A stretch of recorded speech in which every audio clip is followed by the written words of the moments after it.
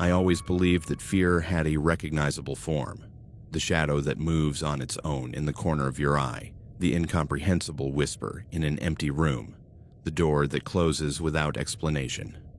Youth is foolish in that way, categorizing terrors into neat boxes.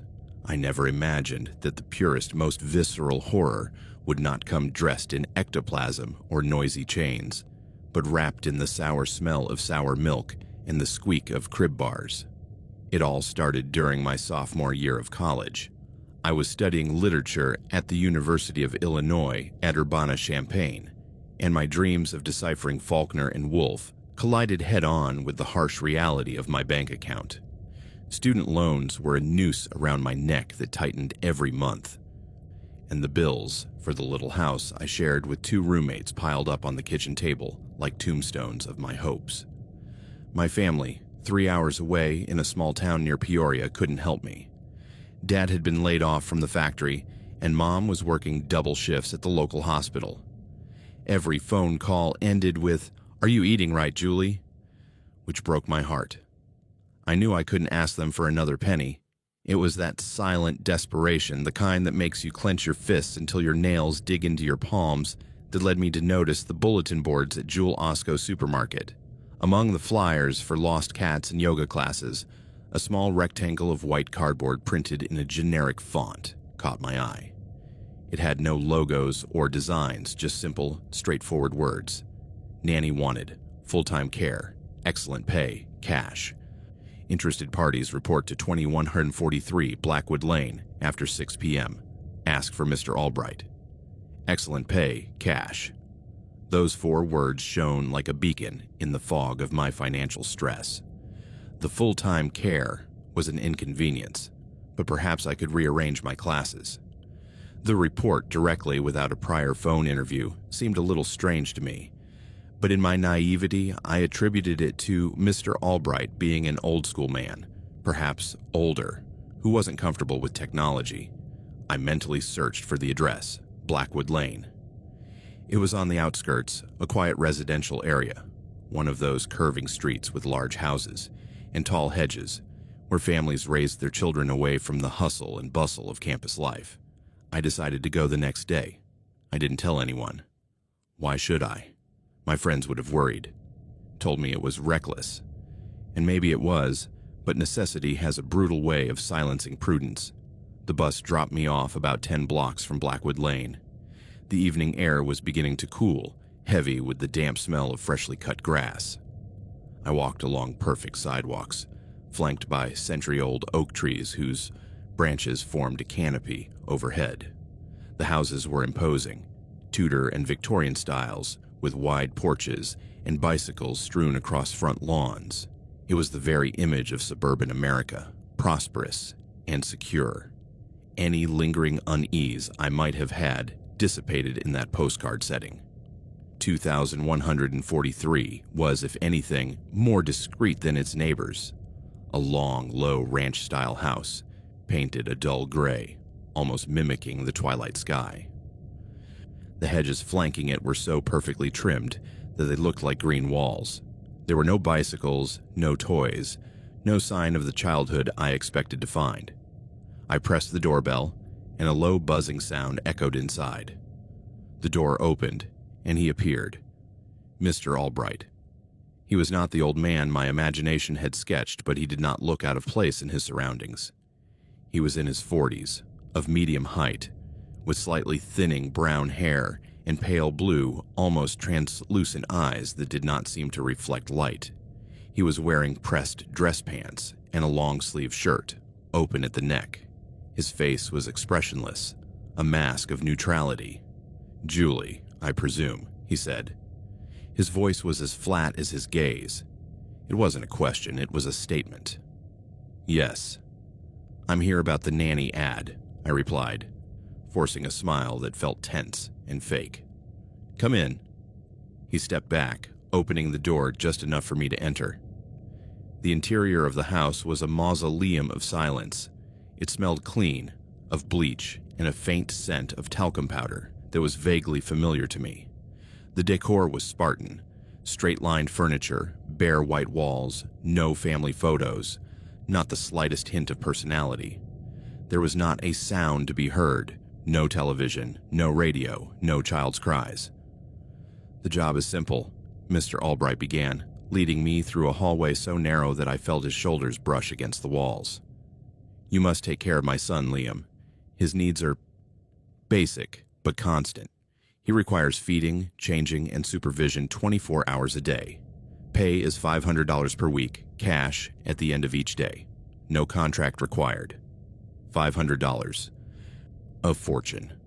That would have covered my expenses for a month. But something in the way he said it, in the coldness of the offer and the complete absence of childish noise, sent a chill down my spine. "Can I meet Liam?" I asked, trying to keep the growing apprehension from showing in my voice. "Of course. He's in his room." He opened a door at the end of the hallway, and the smell of talcum powder intensified, now mixed with something sweet and sour, like poorly washed powdered milk. The room was dimly lit, illuminated only by a moon-shaped nightlight. And then I saw him. There was no child.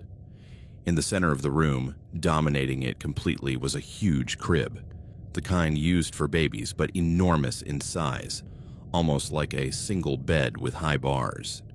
And inside, lying on sheets with childish patterns of clouds and rattles, was a man. He must have been at least 30 years old. His body, although thin, was clearly that of an adult, with a square jaw and large hands. He was wearing blue flannel pajamas, open at the chest, and a thick white diaper peeking out from the waistband of his pants. His head was resting on a pillow embroidered with the word baby, and he was sucking on a pink plastic pacifier with a blank, absent expression. His eyes, the same pale blue as his father's, stared at the ceiling without blinking. I felt the floor tilt beneath my feet. The disconnect between what my eyes were seeing and what my brain could process was so violent that for a second I thought I was going to faint. This was not a child with a rare disease that made him look like an adult. He was a man, a grown man, dressed and treated like a baby. "This is Liam," Mr. Albright said, with the same naturalness with which one would introduce a 3-year-old son. "He takes his bottle every 3 hours. The powdered milk is in the kitchen. The diapers and wet wipes are in that cabinet." He pointed to a piece of furniture next to the crib. "His porridge must be served at 7 o'clock sharp. He can't chew, so everything must be pureed." I couldn't take my eyes off Liam. His passivity was the most terrifying thing. There was no flicker of shame, recognition, or annoyance at my presence. Just a total bovine acceptance of his situation. He sucked on his pacifier with a monotonous rhythm, and a string of saliva ran from the corner of his mouth until it soaked the pillow. "I work nights," Mr. Albright continued, ignoring or more likely enjoying my obvious shock. "You must stay here with him. You can't leave him alone. Under any circumstances. I have the keys to the house, for safety." "Safety?" I managed to stammer, finally tearing my eyes away from the baby in the crib to look at his father. "Liam can get upset. It's for his own good." His pale eyes locked with mine. "Do you accept the job?" My mind was a whirlwind of negatives. Every fiber of my being screamed at me to run away from there. But then I thought of the bills, of my mother's tired voice, of the $500 in cash that I could get in a few hours. Maybe, I told myself, it was a strange medical condition, a deep trauma. Who was I to judge? Once again, necessity overcame instinct. I accept," I said, and the words tasted like ash in my mouth. "Excellent." For the first time, one corner of his mouth twisted into what was meant to be a smile. It was a cold gesture that didn't reach his eyes. "We'll start tonight. I'll show you the routine." The next few hours were a surreal, meticulously choreographed nightmare. At 6:30 p.m. sharp, Mr. Albright prepared the bottle. It was not a small bottle, but a large container, almost a liter in capacity, filled with warm, thick milk. He handed it to me. "He can't hold her. You must feed him," he instructed. I approached the crib with leaden feet. The bars reached my chest. The man, Liam, turned his head toward me. His eyes looked at me without seeing, but he opened his mouth, dropping his pacifier. With trembling hands, I inserted the rubber nipple between his lips. He began to suck with surprising force, his eyes closed, making little gurgling sounds.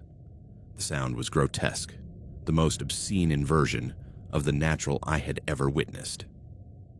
I could feel the heat of his body, smell his sour milk breath. When he finished, a loud burp escaped his lips. "Good boy," Mr. Albright murmured from the doorway, watching my every move. At 7 p.m., it was time for his meal. Mr. Albright brought in a bowl of a beige, viscous substance that smelled like chicken and vegetables blended to ecstasy. He handed me a plastic spoon, the kind babies use. "Feed him." I saw myself sitting on a low chair next to the bars of the crib, spooning that puree into the mouth of a 30-year-old man. He swallowed obediently, without spilling a drop, his gaze lost somewhere behind me. He didn't speak. He made no sound other than the noises of sucking and swallowing. After dinner, the moment I feared most arrived. Diaper change.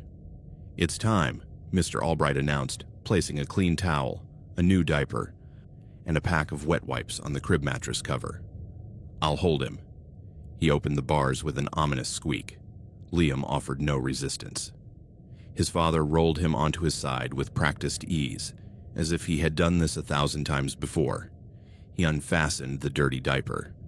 The smell that emerged made me take a step back, a nauseating mixture of excrement and urine with the chemical sweetness of talcum powder.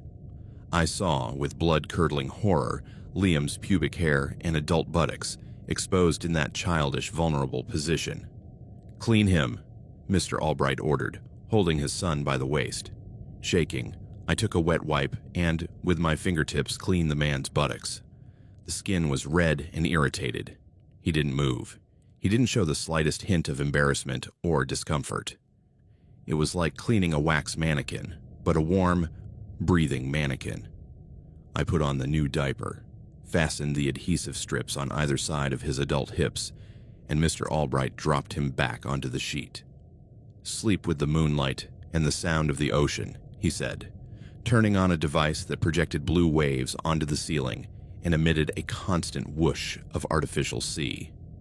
"You will stay in this chair." He pointed to a high-backed armchair in the corner, from where there was a perfect view of the crib. "Don't fall asleep. Liam might wake up and he needs constant supervision." At 8 o'clock sharp, Mr. Albright said a cold, "See you tomorrow." I heard the front door close, followed by the distinctive click of a key turning in the lock from the outside. The sound was a sharp blow to my heart. I was locked in. The hours dragged on in a nightmare of forced wakefulness. The room was bathed in the bluish gloom of the lamp and the projector. The sound of the ocean, which was soothing at first, became a monotonous torture, a constant reminder of my confinement. Liam slept soundly, sometimes moaning or sucking in his sleep. I, on the other hand, was tense as a high-voltage wire, every sense on alert. I scanned the room. It was a prison within a prison. The bars on the crib weren't to keep him from falling, I suddenly realized. They were to keep him in. And I was his guard. In the closet next to the packs of adult-sized diapers, there were other objects. New stuffed animals, with their tags still on, stacked in a corner like merchandise in a warehouse. Coloring books and boxes of crayons, all unused. It was the room of a child who did not exist, set up for a man who had been reduced to absolute childhood. Around midnight, the silence was broken. A noise came from the hallway, a creak like a step giving way. I stood still, holding my breath. Had Mr. Albright returned, or was it something else? I heard footsteps, slow and deliberate, approaching the door. They weren't Mr. Albright's quick, confident footsteps. They were heavier, more hesitant. The doorknob turned. The door opened slowly. And there, silhouetted against the dim light of the hallway, was Liam. He was standing. He was no longer the passive, submissive being in the crib. His posture was upright, though slightly hunched, and his eyes, which had previously seemed empty, now glowed with a feverish intensity in the darkness. He was staring at me. "I'm thirsty," he said. His voice was hoarse, rough from disuse, but unmistakably that of an adult man. Shock paralyzed me. He could talk. He could walk. The whole baby charade, the sucking, the passivity. It was an act, or at least it wasn't constant. "Can you bring me some water?" he whispered, and in his tone there was a glimmer of something normal, a basic human request. I nodded, unable to speak. I got up from the chair, my legs trembling, and went out into the hallway, heading for the kitchen. He followed me, his footsteps silent on the carpet. His mere presence, now upright and conscious, was 10 times more terrifying than when he was lying in the crib. In the kitchen, I poured him a glass of tap water. He drank it in one gulp, with genuine anxiety. "Thank you," he said, and as he put it down, his eyes met mine. There was lucidity in them, and also a deep, abysmal fear. "You have to leave." "What?" "My father. He's not who he says he is. You have to get out of here, before it's too late." Her voice was a whisper, urgent and terrified. "Too late for what? What's going on here?" I asked, finally finding my voice. "He does things to the nannies, the ones who stay, the ones who don't leave in time." She swallowed. I can't help it. Sometimes it's me, sometimes it's not. It's the medicine. It puts me to sleep. It turns me into that." She nodded toward the bedroom. "What medicine?" "In the drawers, in his bedroom. He has things, photos." His breathing became agitated. "Listen to me. The next time he comes, check the drawer in his nightstand, the one on the left. But be careful. If he finds you..." He didn't finish the sentence. The terror in his eyes spoke louder than any words. Suddenly, his expression began to blur.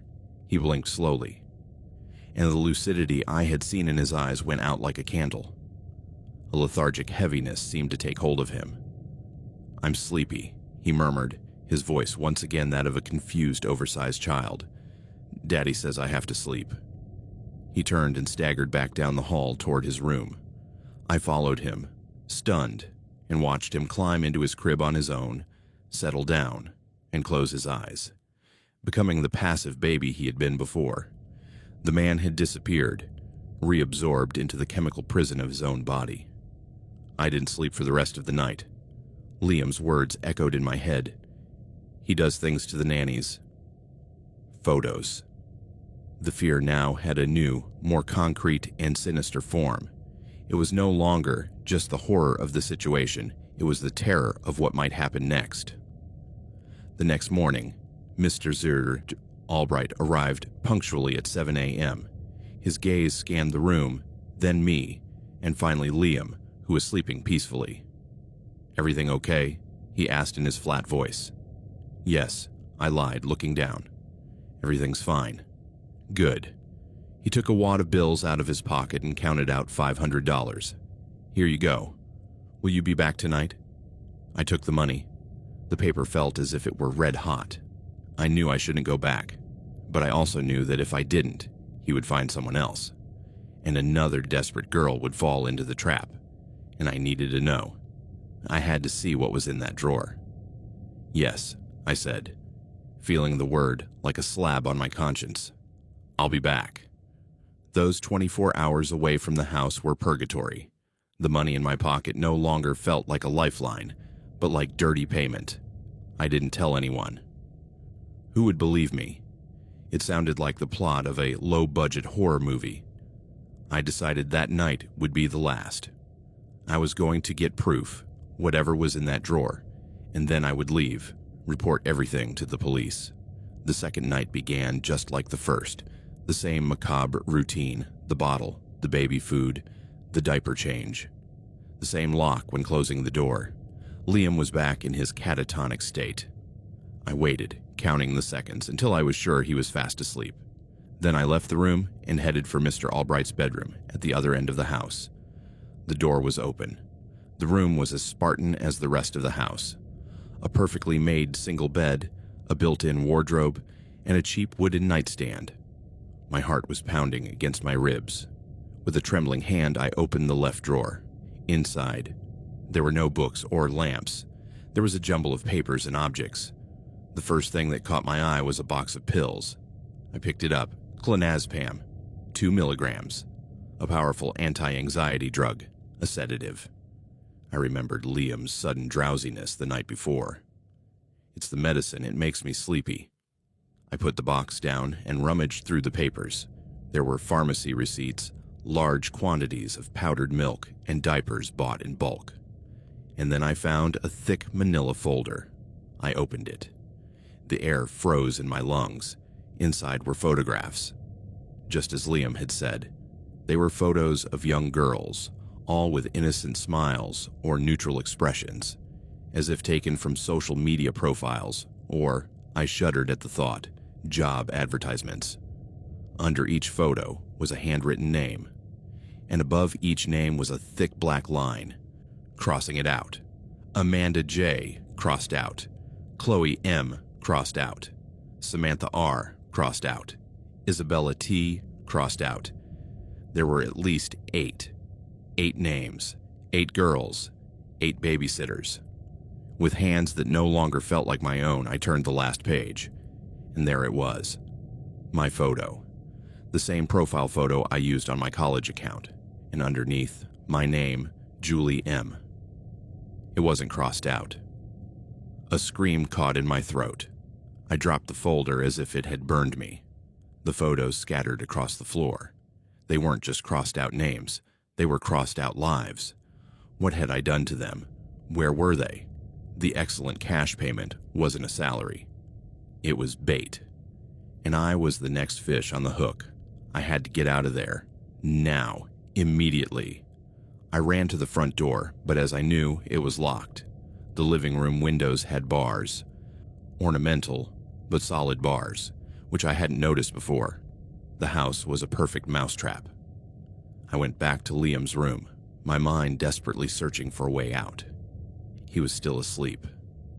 My eyes fell on the box of clonazepam I had brought with me from his father's room. The idea came out of sheer desperation. It was risky, perhaps lethal, but I had no other choice. In the kitchen, I prepared the night bottle as usual. With my fingertips, I took 2 of the pills from the blister pack and crushed them against the countertop with the back of a knife until they turned into a fine powder.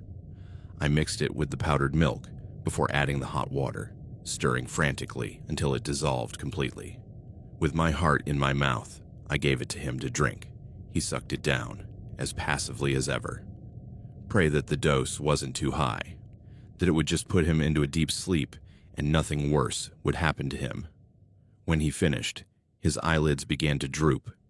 Within minutes, his breathing became deep and hoarse. He was out. Now I had to find a way out. I remembered that in the hallway leading to the bathroom, there was a small, tall, rectangular window overlooking the back garden. It had no bars. It was narrow, but maybe I could fit through it. I pushed a chair under it. The window was hooked, but the lock was old and weak. Using a toilet plunger I found in a closet, I managed to pry it open, and with a satisfying creak, the hook popped off. I pushed the window open. A breath of cool night air hit my face. It was freedom. I climbed onto the frame, contorting my body to squeeze through the opening. It was a terribly tight fit. I felt the cold metal scraping my hips and back. For a moment, I thought I would get stuck, but with one last desperate push, I fell onto the damp grass of the backyard. I didn't stop to look back. I ran like I'd never run before, through strangers' gardens, hiding behind hedges until I reached the main road. I didn't stop until I found a lit gas station several blocks away. From a payphone, I dialed 911 with numb, dirt-covered fingers. I told them everything. The address, Mr. Albright, Liam, the photos, the crossed-out babysitters. The voice that came out of my throat was high-pitched, broken, strange to my own ears. I never knew the full end of the story. Local newspapers reported Robert Albright's arrest for kidnapping, fraud, and possession of controlled substances. Belongings belonging to several of the girls in the photos were found in his home, but they were never heard from again. The police theory was that the nanny job was a front for something much more sinister, perhaps white slavery or worse, and that Liam's show was a litmus test, a filter to see how far a person could go before fear overcame them. Liam, whose real name was Thomas, was admitted to a psychiatric institution. He had been subjected to a regime of drugs and psychological abuse for years by his own father, conditioned to play the role of a baby as part of a perverse control ritual. I never regained that sense of security. Everyday sounds, a baby crying in a supermarket, a door squeaking, the whoosh of a dishwasher, can transport me back to that blue room in an instant. Fear is no longer an abstraction to me. It is the smell of talcum powder and sour milk. It is the image of a large man in a crib. It is the sound of a key turning in a lock, locking you in with a horror that does not come from another world, but from the most terrible and twisted one that can exist. The one that hides behind the door next door, in the house next door, in the most normal and ordinary life you can imagine.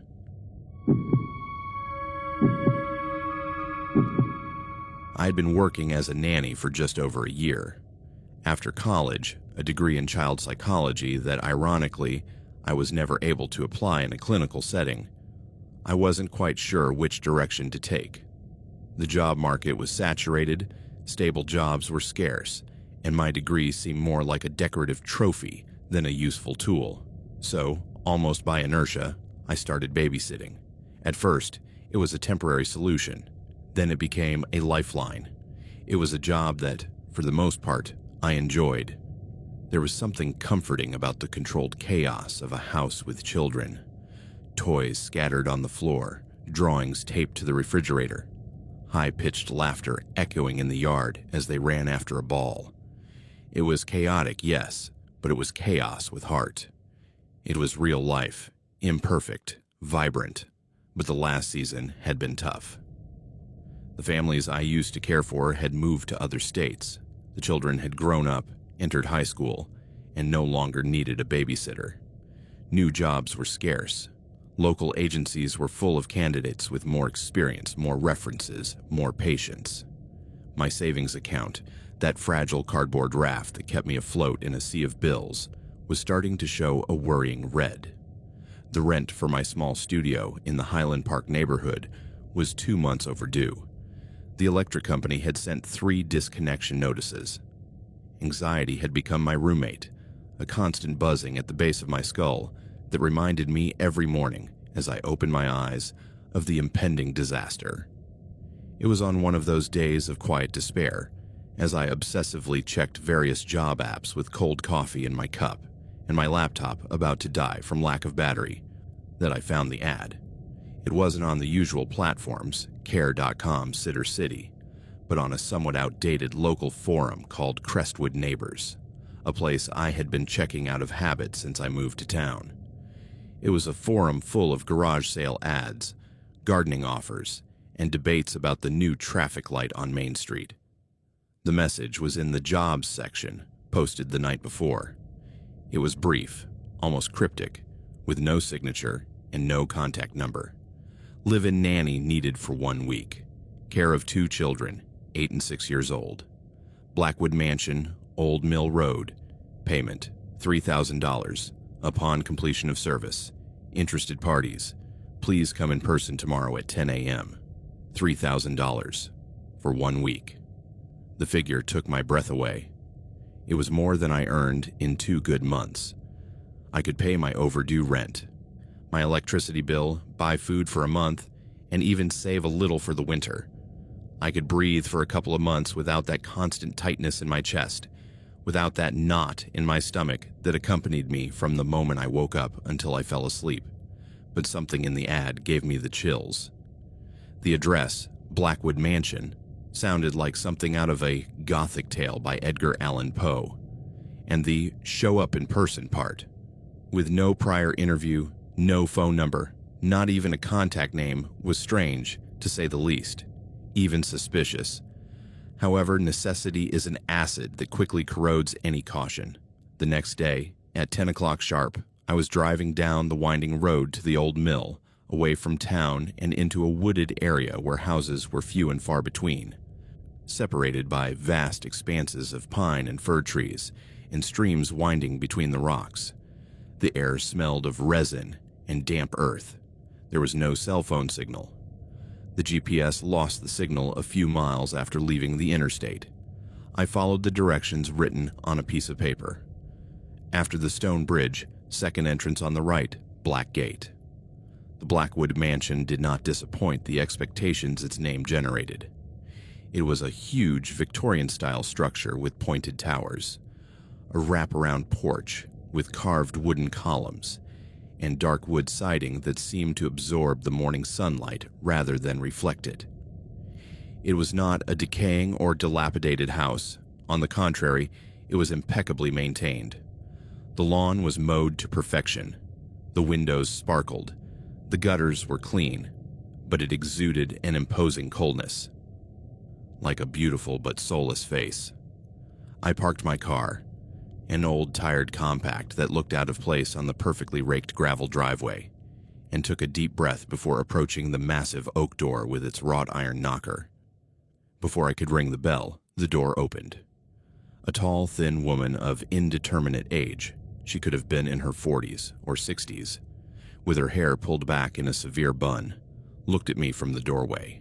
She wore a gray suit, pressed with military precision, and low-heeled shoes that made no sound as she walked.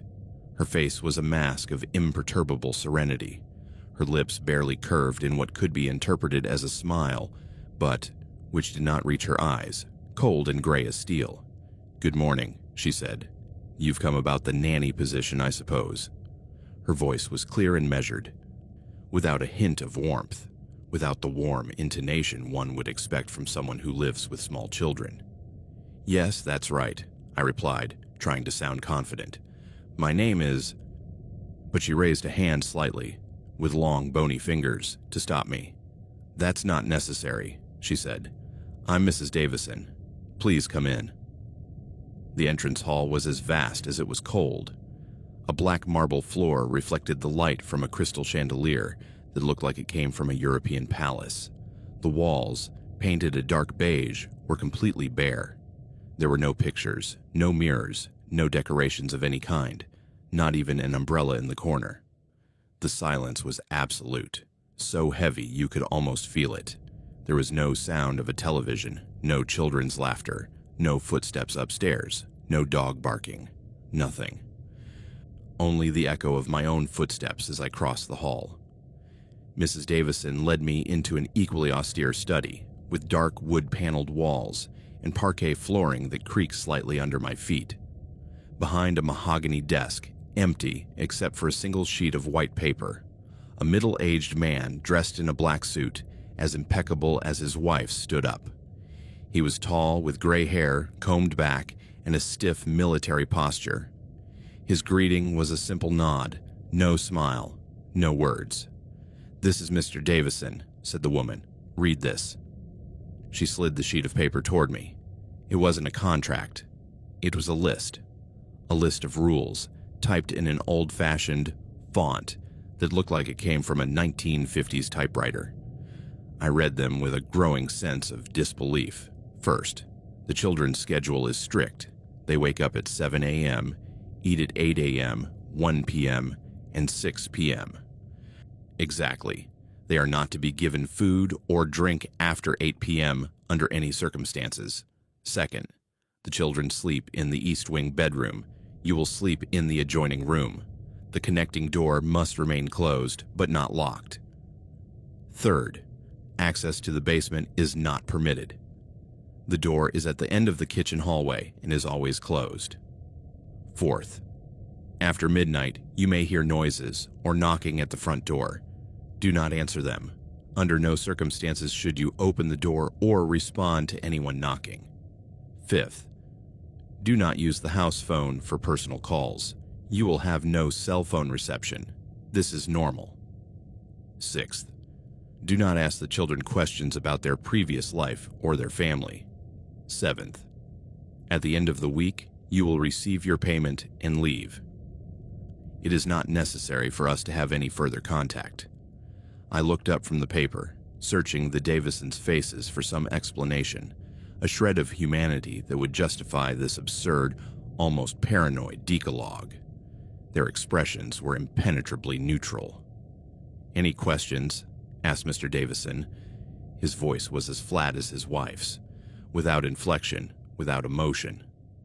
"It's just that some of these rules are unusual," I stammered, feeling cold sweat running down my back. "The children. Can I see them? They don't interfere with your responsibilities, and you won't interfere with ours," Mrs. Davison said, completely ignoring my question. "The week starts now. Do you accept the terms?" My instincts were screaming at me. Every fiber of my being was telling me to run out of that cold, silent house, get in my car, and drive until I couldn't drive anymore. But then I visualized the $3,000. I visualized the face of my landlord, a kind but firm man, when I paid him the overdue rent. I visualized the freedom of not having to look at my account balance for weeks. I visualized the possibility of moving forward, of not giving up. "I'll take it," I said, and the words tasted like betrayal, like sweet poison. "Excellent," said Mr. Davison. For the first time, one corner of his mouth tightened into what was meant to be a smile. It didn't reach his eyes. "Your room is the second door on the right on the landing. The children are in the back garden. Dinner is at 6 o'clock sharp."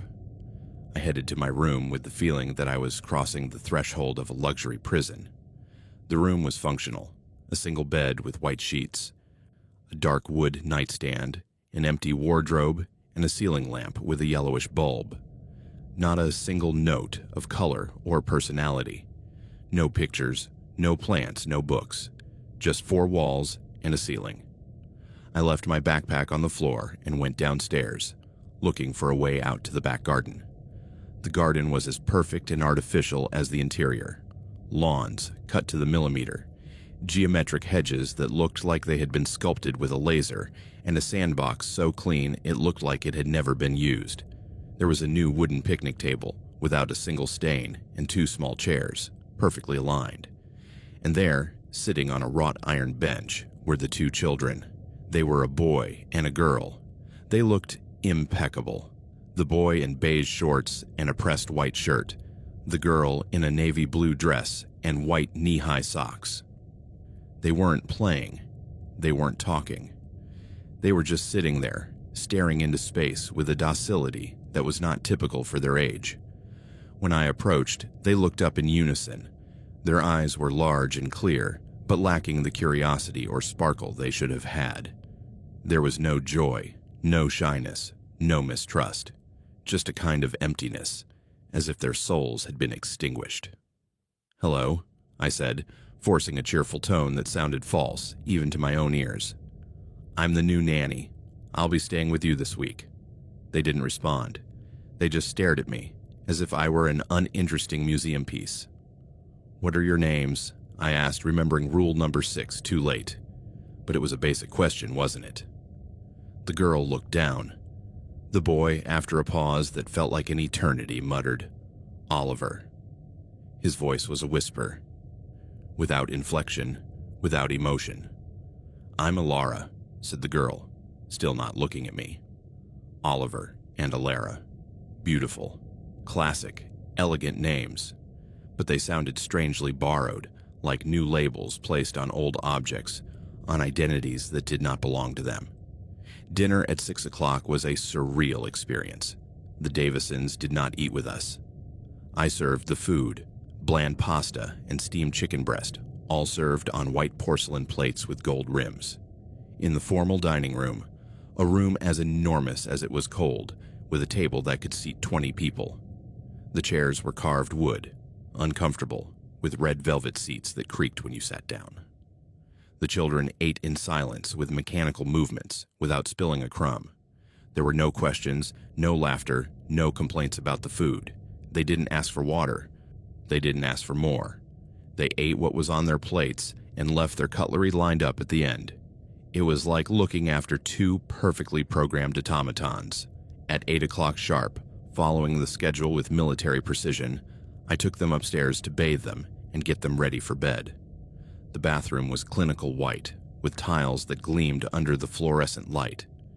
There were neatly folded white towels, unscented soap, and neutral shampoo.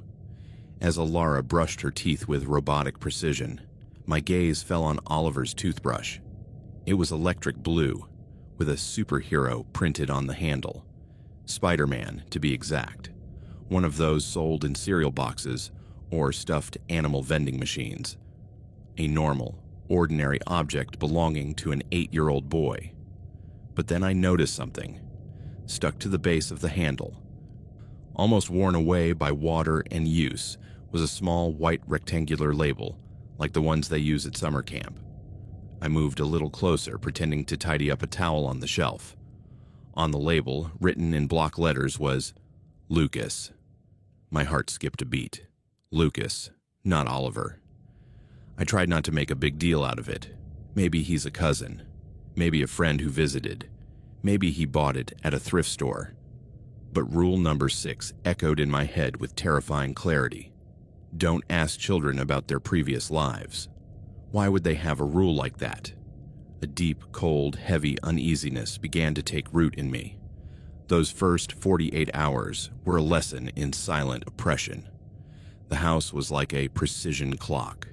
The Davisons appeared and disappeared without making a sound, always impeccable, always distant. I never saw them eat, never saw them laugh, never saw them touch the children. They moved like shadows in their own home, following a routine that seemed more like a security protocol than family life. I spent the day with Oliver and Alara, trying unsuccessfully to connect with them. I suggested games. Do you want to play hide and seek? They nodded, hid in the most obvious places, and didn't move until I found them. I gave them colored pencils and paper. Do you want to draw something? They drew houses, trees, suns, all within the lines with colors that didn't contrast too much. Nothing emotional, nothing personal. I read them bedtime stories.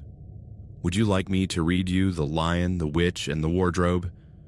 They listened quietly, asking no questions, asking me not to continue. They were obedient children, too obedient. There were no tantrums, no awkward questions, no displays of affection. It was as if the essence of childhood had been extracted from them, as if they had been emptied and refilled with a neutral, colorless, odorless substance. On the second night, I woke up with a start.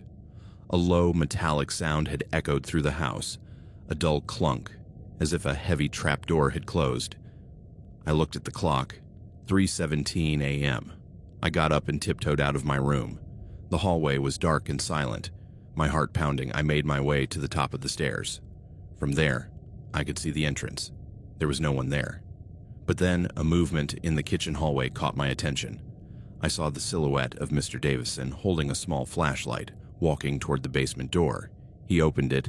The clunk must have been the sound of the lock and disappeared down the stairs. The door closed behind him. What could be so important in the basement at this time of night? By the third day, the tension and isolation were beginning to take their toll. Cell phone coverage was non-existent, as they had warned. I felt completely cut off from the world. That afternoon, while Oliver and Alara were quietly playing in the living room, he with a Rubik's Cube that he solved with uncanny speed, she simply stroking the fabric of a cushion with a distant look in her eyes. Something happened that completely shattered the facade. Alara sneezed. It was a small, delicate sneeze, but with the force of it, a small silver pendant she always wore under her dress came loose and fell to the floor, rolling to my feet. I bent down to pick it up. It was an open heart with a tiny photo inside. In the photo, a smiling young woman with curly hair and freckles was hugging a smaller girl, but unmistakably Alara, and the girl in that photo was laughing with a vitality I had never seen before. She was wearing a pink dress, not the navy blue uniform she wore now. On the back of the pendant was an inscription engraved in cursive, "To my Chloe, always, Mom. Chloe." Not Alara, My eyes met the girl's.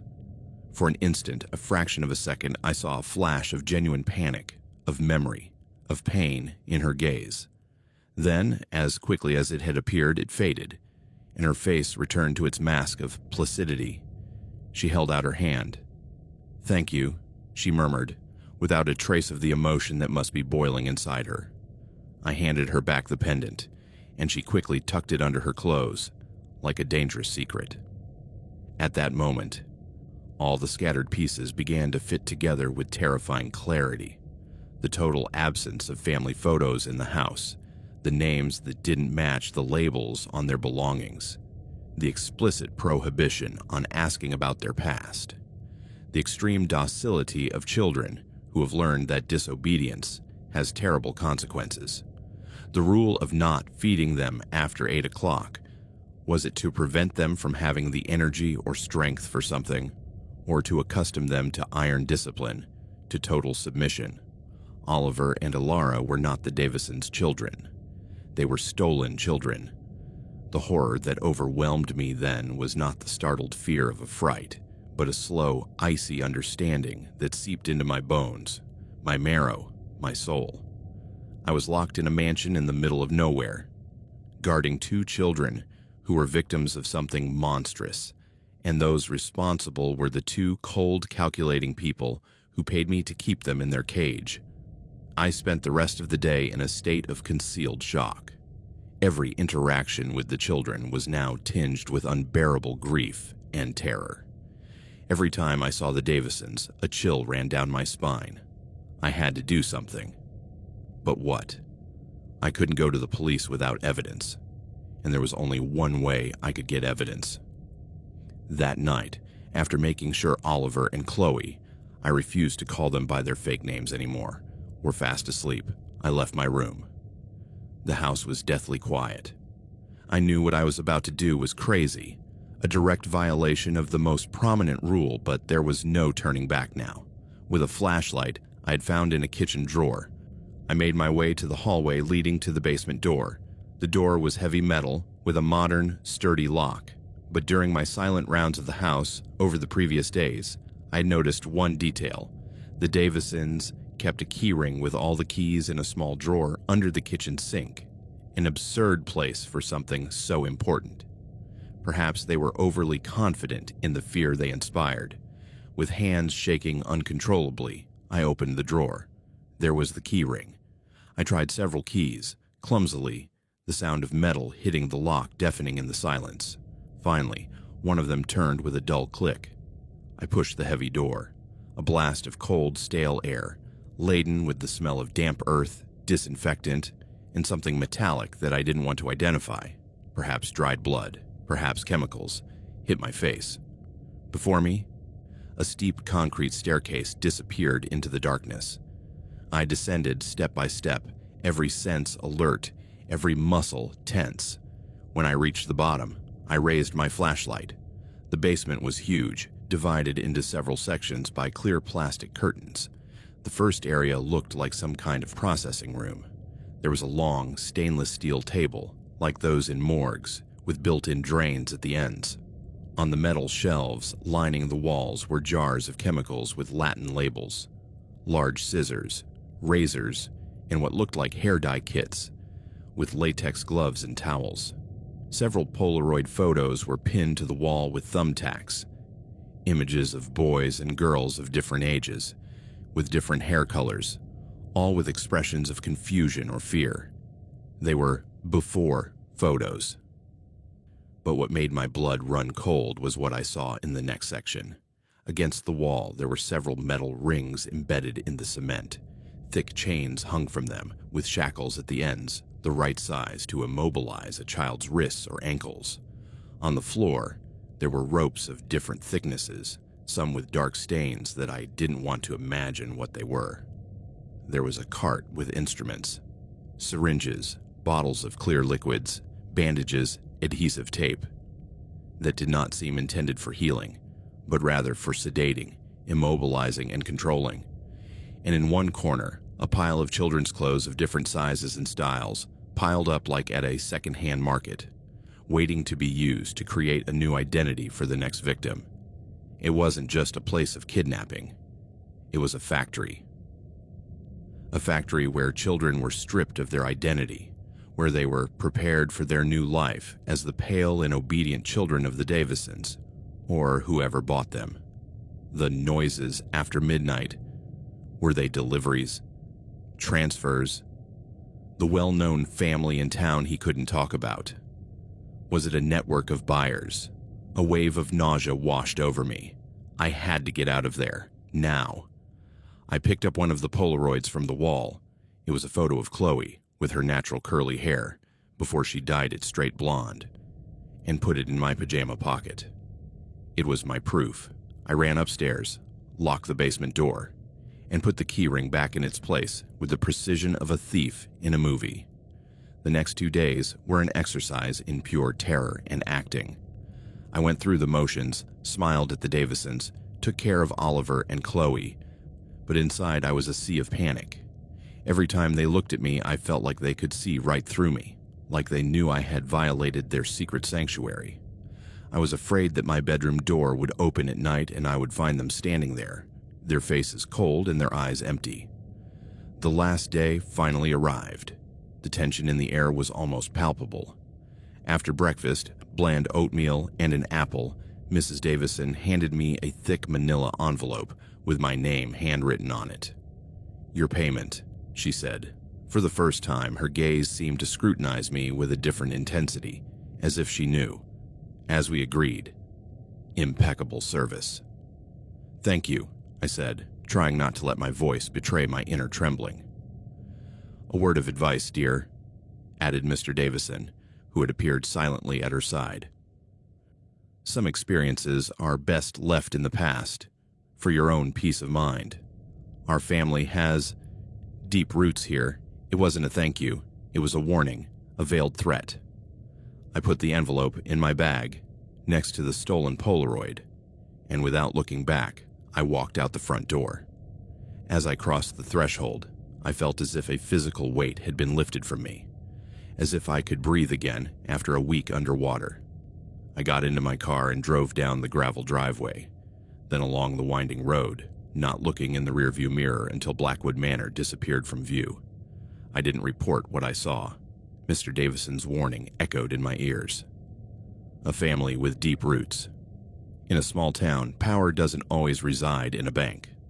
Sometimes it resides in a surname, in anonymous donations to the church, in the acquiescence of the local police, in the silent complicity of those who prefer not to see.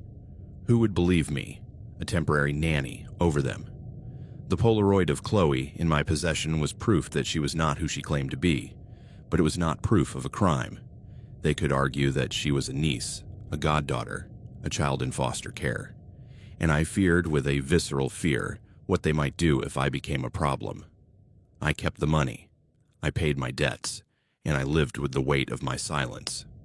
Sometimes, in my dreams, I see their faces. Oliver's empty mask, the flash of terrified lucidity in Chloe's eyes. And I see the basement, the chains, the ropes, the steel table. True horror does not dwell in alternate dimensions. It dwells in the house next door, behind a perfectly painted door, guarded by people in impeccable suits who smile coldly. True horror is a family business, and sometimes the currency is the silence of those who, like me, are too afraid to speak up. And that silence is a chain I will carry forever.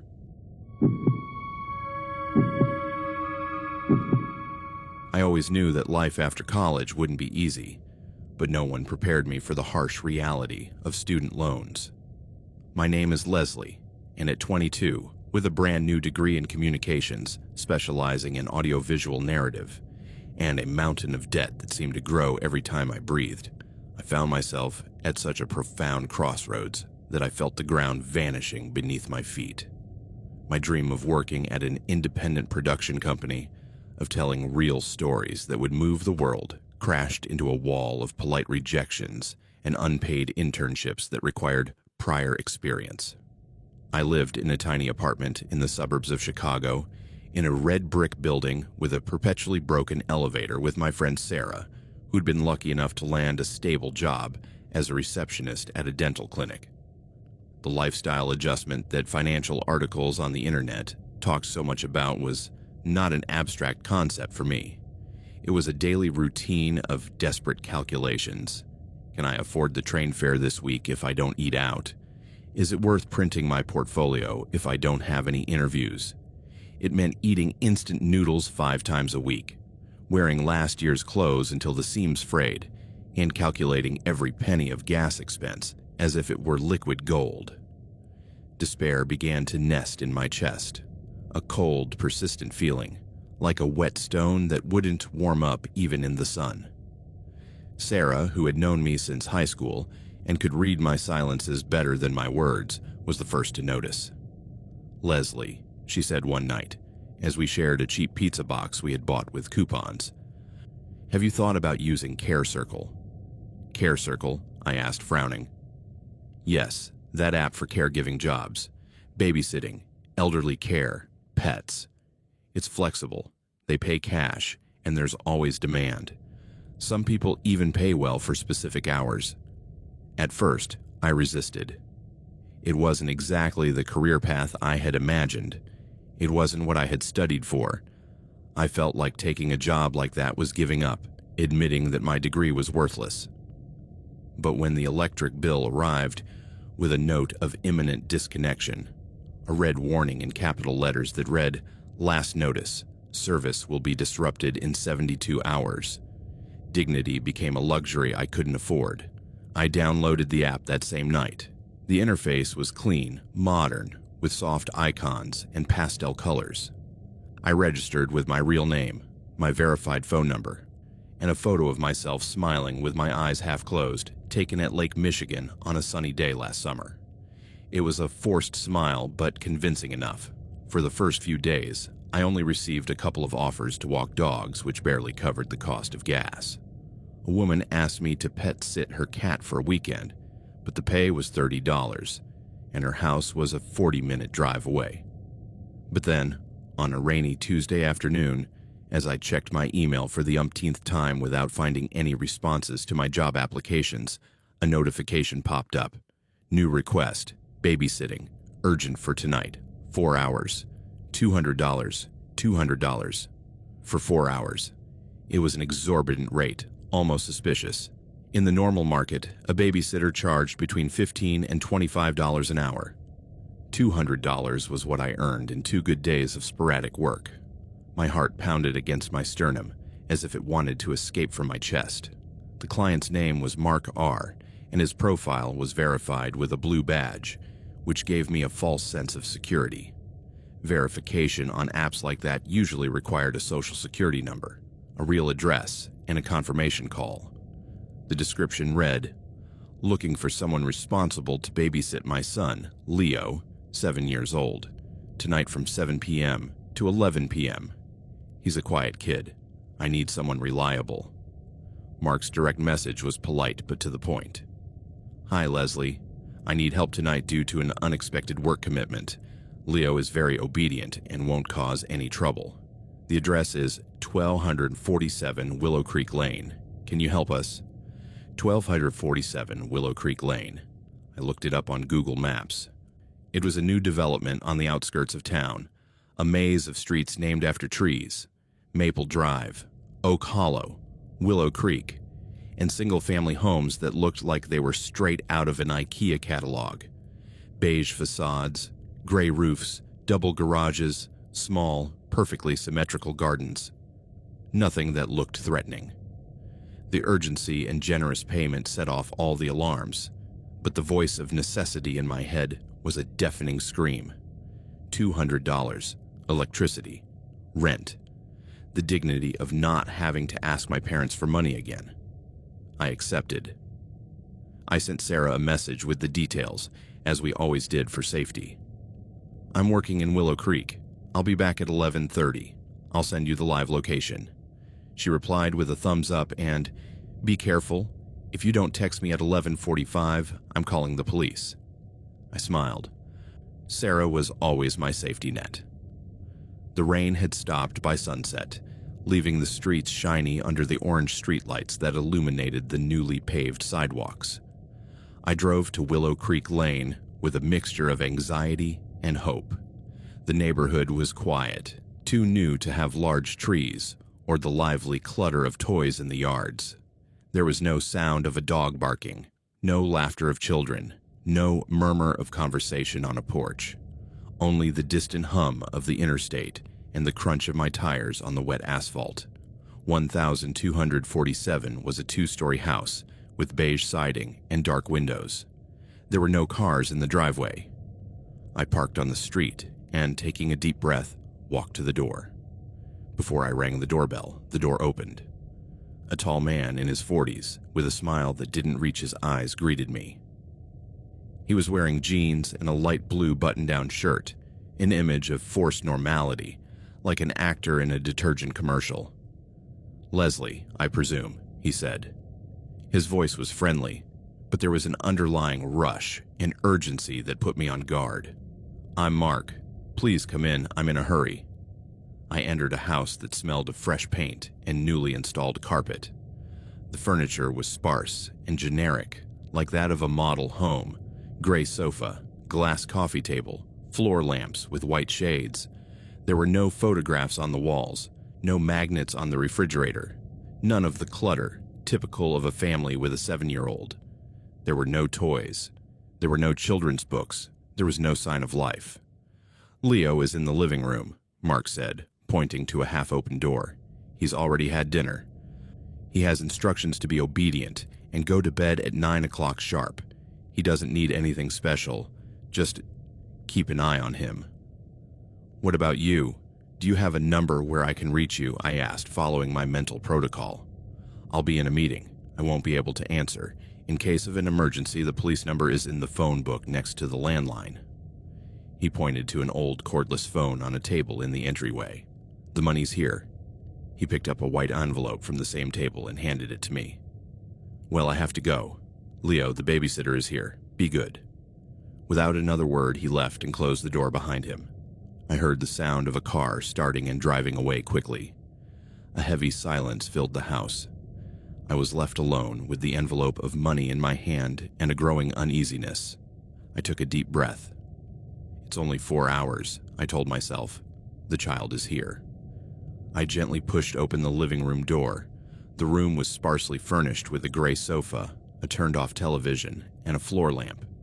And there, sitting cross-legged on the floor, was a small, thin boy with straight brown hair and large, dark eyes. He had a coloring book open in front of him, but he wasn't coloring. He was just staring at the blank page, as if mesmerized by the void. "Hi, Leo," I said in the sweetest voice I could muster. "I'm Leslie. What are you coloring?" He slowly raised his head. His dark brown eyes were large and serious. He didn't answer. Instead, his gaze drifted over my shoulder to the upper left corner of the room near the ceiling. I followed his gaze. There, discreetly placed, was a small white home security camera with a red LED light that flashed softly. It was identical to the one I had in the entryway of my apartment, a popular brand sold on Amazon. I looked back at Leo. He stared at me intently, then, with an almost imperceptible movement, shook his head. It wasn't a gesture of refusal to my question, it was a warning, a no, directed at something else. "It's okay," I said, forcing a smile. "You don't have to talk if you don't want to." I sat down on the sofa, at a safe distance, and took out my phone. No signal, just as Mark had warned me. Of course, in a new development, I thought, trying to calm myself, but the discomfort did not dissipate. The boy was too still, too static. About 20 minutes passed. Leo didn't move. He didn't touch the crayons. He didn't ask for water. He didn't ask about his father. He just sat there, occasionally looking at the camera, as if waiting for a signal. "Are you thirsty, Leo?" I asked. This time he nodded slowly, but again his gaze went to the camera before he did, as if seeking permission. "I'll go to the kitchen and get you some water." I got up and left the room. The kitchen was just as impersonal. Light wood cabinets, stainless steel appliances without a single fingerprint. As I filled a glass, I noticed another camera, this time above the refrigerator, covering the breakfast nook area. A knot formed in my stomach. What kind of parent needs to monitor the kitchen? I brought Leo the water. He took it with both hands, took a short sip, and set the glass back down on the floor, perfectly centered on a tile in the carpet. "Thank you," he murmured. His voice was a hoarse whisper, as if he didn't use it often. "You're welcome, sweetie." I sat down again, determined to break the ice. "Do you like school?" His reaction was instantaneous. He stiffened, his eyes widened, and looked back at the camera, this time with a flash of genuine panic. Then he looked at me and shook his head again, this time more forcefully. The fear, until then a vague presence, crystallized into something solid and cold inside me. Something was terribly wrong. This child wasn't just shy. He was terrified. And he was being monitored. I decided to try something. "Let's go to the bathroom, Leo. Wash your hands." I stood up and held out my hand. He looked at it, then looked at the camera, and finally, with agonizing slowness, stood up. He didn't take my hand. He walked ahead of me into the hallway, and I noticed how, before turning the corner, he paused for a moment and looked back at another camera located at the opposite end of the hallway. It was as if he were following an invisible choreography. The bathroom in the hallway also had a camera, a small one in the door frame, pointing directly at the sink. It was an obscene, claustrophobic invasion. While Leo washed his hands with automatic movements, I took action. I took out my phone, knowing I had no signal, and opened the Notes app. I quickly typed, "Are you okay? Do you need help?" I showed it to him over his shoulder, reflected in the mirror. He saw the message. His eyes, in the reflection, met mine. For a second, the mask of obedience broke, and I saw the absolute terror of a lost child. He swallowed, and keeping his hands under the running water, nodded once, with a movement so slight that I almost didn't see it. Then he turned off the tap, dried his hands meticulously with the towel, and left the bathroom, returning to his position in the living room without saying a word. My heart was beating so hard that I felt the camera could hear it. I had to call the police. Now. The landline. Mark had mentioned it. "I'm going to make a call, Leo. Stay here." I went to the hallway and picked up the cordless phone. There was no dial tone. I pressed the buttons, but the screen was blank. I checked it. The phone cord was disconnected from the base. I plugged it in. Still no dial tone. I followed the cord with my eyes. It was plugged into the wall, but when I pulled gently, it came out easily. The other end wasn't connected to the plug. It was a decoy, a fake phone to appease me. Panic began to set in. I was trapped. No cell phone, no landline, in a house full of cameras with a child who was clearly a prisoner. What about Mark? Had he really left? Or was he in a room somewhere, watching everything? I decided I had to find another way out, another way to communicate. Maybe a window that didn't face a camera, or something, anything I could use as a weapon or a tool. "Leo," I said, returning to the living room, "let's find a game. Where do you keep your toys?" He got up again after a quick glance at the camera in the living room and led me upstairs. Each step echoed in the deathly silence. The upstairs hallway had 3 doors. One, open, was an empty bathroom. Another closed. The third, also open, was Leo's room. It was the saddest room I had ever seen in my life. A single bed with a gray bedspread, a closet, and nothing else.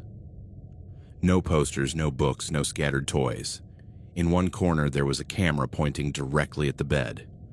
"The toys," I said, looking at Leo. "Where are they?" He pointed to the closet. I opened it. It was empty except for 2 t-shirts and a pair of pants hanging up. There were no toys. I pretended to be disappointed. "Oh, wow. Well, maybe downstairs." I paused and pointed to the closed door. "What about this room? Is this your dad's room?" Leo's reaction was instant and violent. He turned pale and shook his head frantically, putting a finger to his lips in a universal gesture of silence. His eyes pleaded. No. Fear turned into terrifying certainty. Whatever was behind that door was worse than the cameras. We went downstairs. It was almost 9 o'clock. "Time for bed, Leo," I announced, following the script. He nodded and went upstairs alone. With the resignation of a condemned man, I followed him at a distance. I sat on the edge of his bed, partially blocking the camera's view with my body. I leaned over as if to tuck him in and whispered, my lips almost touching his ear, so softly it was barely a breath. "You're not his son, are you?" I felt his small body shudder. Then, a slight, almost imperceptible shake of his head. "Is he recording you for something?" He nodded. "Where is he?" Leo looked at me, and for the first time his eyes filled with tears. With a trembling movement, he pointed downstairs. Then he put his hands together as if holding a joystick and moved his thumbs, imitating someone playing with a remote control. His lips formed a silent word. Basement. Mark hadn't left. He was in the basement, watching us, recording us. For what? A twisted reality show? Something much, much worse. I had to get out of there. Now. I couldn't leave Leo, not after knowing what I knew. "Are there cameras in the kitchen?" I whispered. He nodded. "In the kitchen window?" This time, he shook his head. A glimmer of hope. "I'm going to the kitchen to get a drink of water. When I go downstairs, you go down quietly and come to the kitchen. Understood?" His eyes, filled with primitive fear, hesitated. I nodded firmly, trying to convey a confidence I didn't feel. He finally nodded. I got up. "Good night, Leo," I said loudly, and left the room. I went downstairs, making noise with my footsteps. I went to the kitchen, straight to the sink, and poured myself a glass of water, positioning myself so that if Mark was watching, he would see my back as I drank. Out of the corner of my eye, I scanned the kitchen window. It was large, sash-style, and looked out onto a dark-side patio. As Leo had said, there were no cameras pointing directly at it. The camera angle above the refrigerator covered the table and most of the room, but left a small blind spot just in front of the window. A minute later, a small silhouette appeared in the kitchen doorway. Leo. He'd come downstairs without making a sound. I pointed to the window. He understood. The problem was the lock. It was modern, with a security feature. When I tried to slide it, it didn't move. It was stuck, or worse, sealed. Panic began to overwhelm me. I looked around desperately. My eyes fell on a chef's knife sticking out of a wooden block on the counter. I picked it up, not to attack anyone, but as a tool. With all my strength, I drove the tip into the wooden frame of the window, right where the lock fit. The wood was new and soft. I groaned, forcing it. Leo watched me, paralyzed, his little fist clenched against his chest. Finally, with a satisfying crunch, the mechanism popped open. I pushed the window open. A blast of cold night air hit my face. It was freedom. "Quick," I gasped, picking Leo up in my arms. He was light, too light. I lifted him up and pushed him through the opening, into the darkness outside. Then I climbed up myself, scraping my stomach and hips against the aluminum frame. I landed on a rose bush, its thorns tearing through my clothes and skin. I didn't stop to look. I grabbed Leo's hand and ran. I ran blindly across the side yard, jumping over a small decorative fence, and then through the neighbor's yard, and the next. I didn't look back. I just ran, dragging Leo, whose small body struggled to keep up. Finally, several houses away, I saw a light in a window. I knocked on the door, pounding with my knuckles, until a middle-aged woman in a robe opened it with an alarmed expression. "Call the police," I shouted, breathless, my clothes torn and stained with dirt. "Please, they're chasing us." The woman, stunned, let us in and slammed the door shut.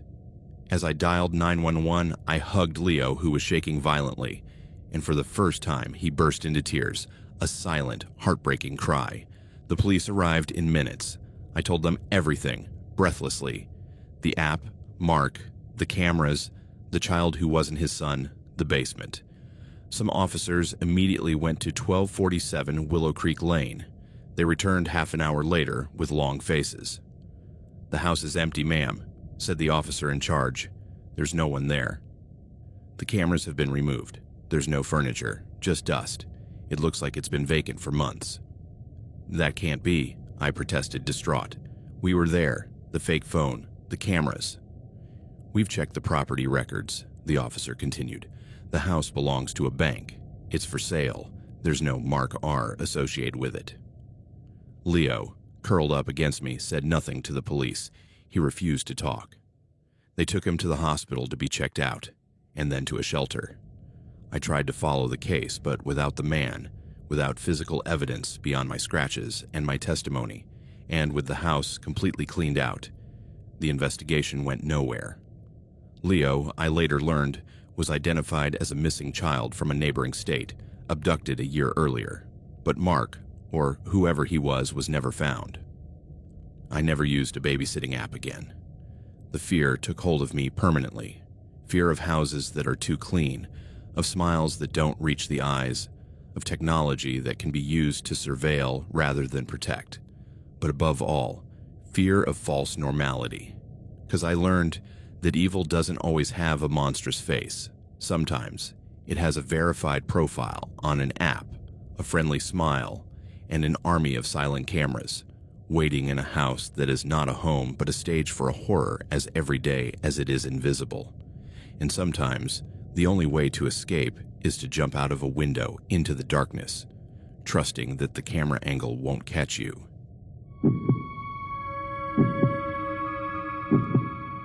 The smell of cheap disinfectant and despair was the first thing I noticed every morning when I walked into the agency. Caregivers Plus wasn't exactly where I had dreamed of working when I finished my nursing studies. But life, like a clumsy doctor, sometimes gives you reality checks you didn't expect. My name is Ilara, and at 24, I had become one of the army of temporary caregivers who swarm cities, patching up the gaps in a system that often leaves the most vulnerable behind. Money was scarce, shifts were unpredictable, and the feeling of being stuck was a constant companion. So when Mrs. Higgins, the agency manager, called me into her office with a smile that didn't reach her eyes, I knew something was different. "Ilara, I have a delicate assignment," she began, adjusting her glasses on the tip of her nose. "It's a residential case, caring for a child with special needs. The clients are demanding, but the pay is exceptional." "Exceptional?" I asked, trying not to sound too eager. $50,000 for 1 month of service. The air escaped from my lungs. 50,000. It was an obscene amount. I could pay off my student loans, move out of my cockroach-infested apartment, breathe. But in this world, obscene sums always come with fine print. "What's behind that payment, Ms. Higgins?" "The Thorns are a very private family. Their son, Liam, who is 8, has a rare neurological condition.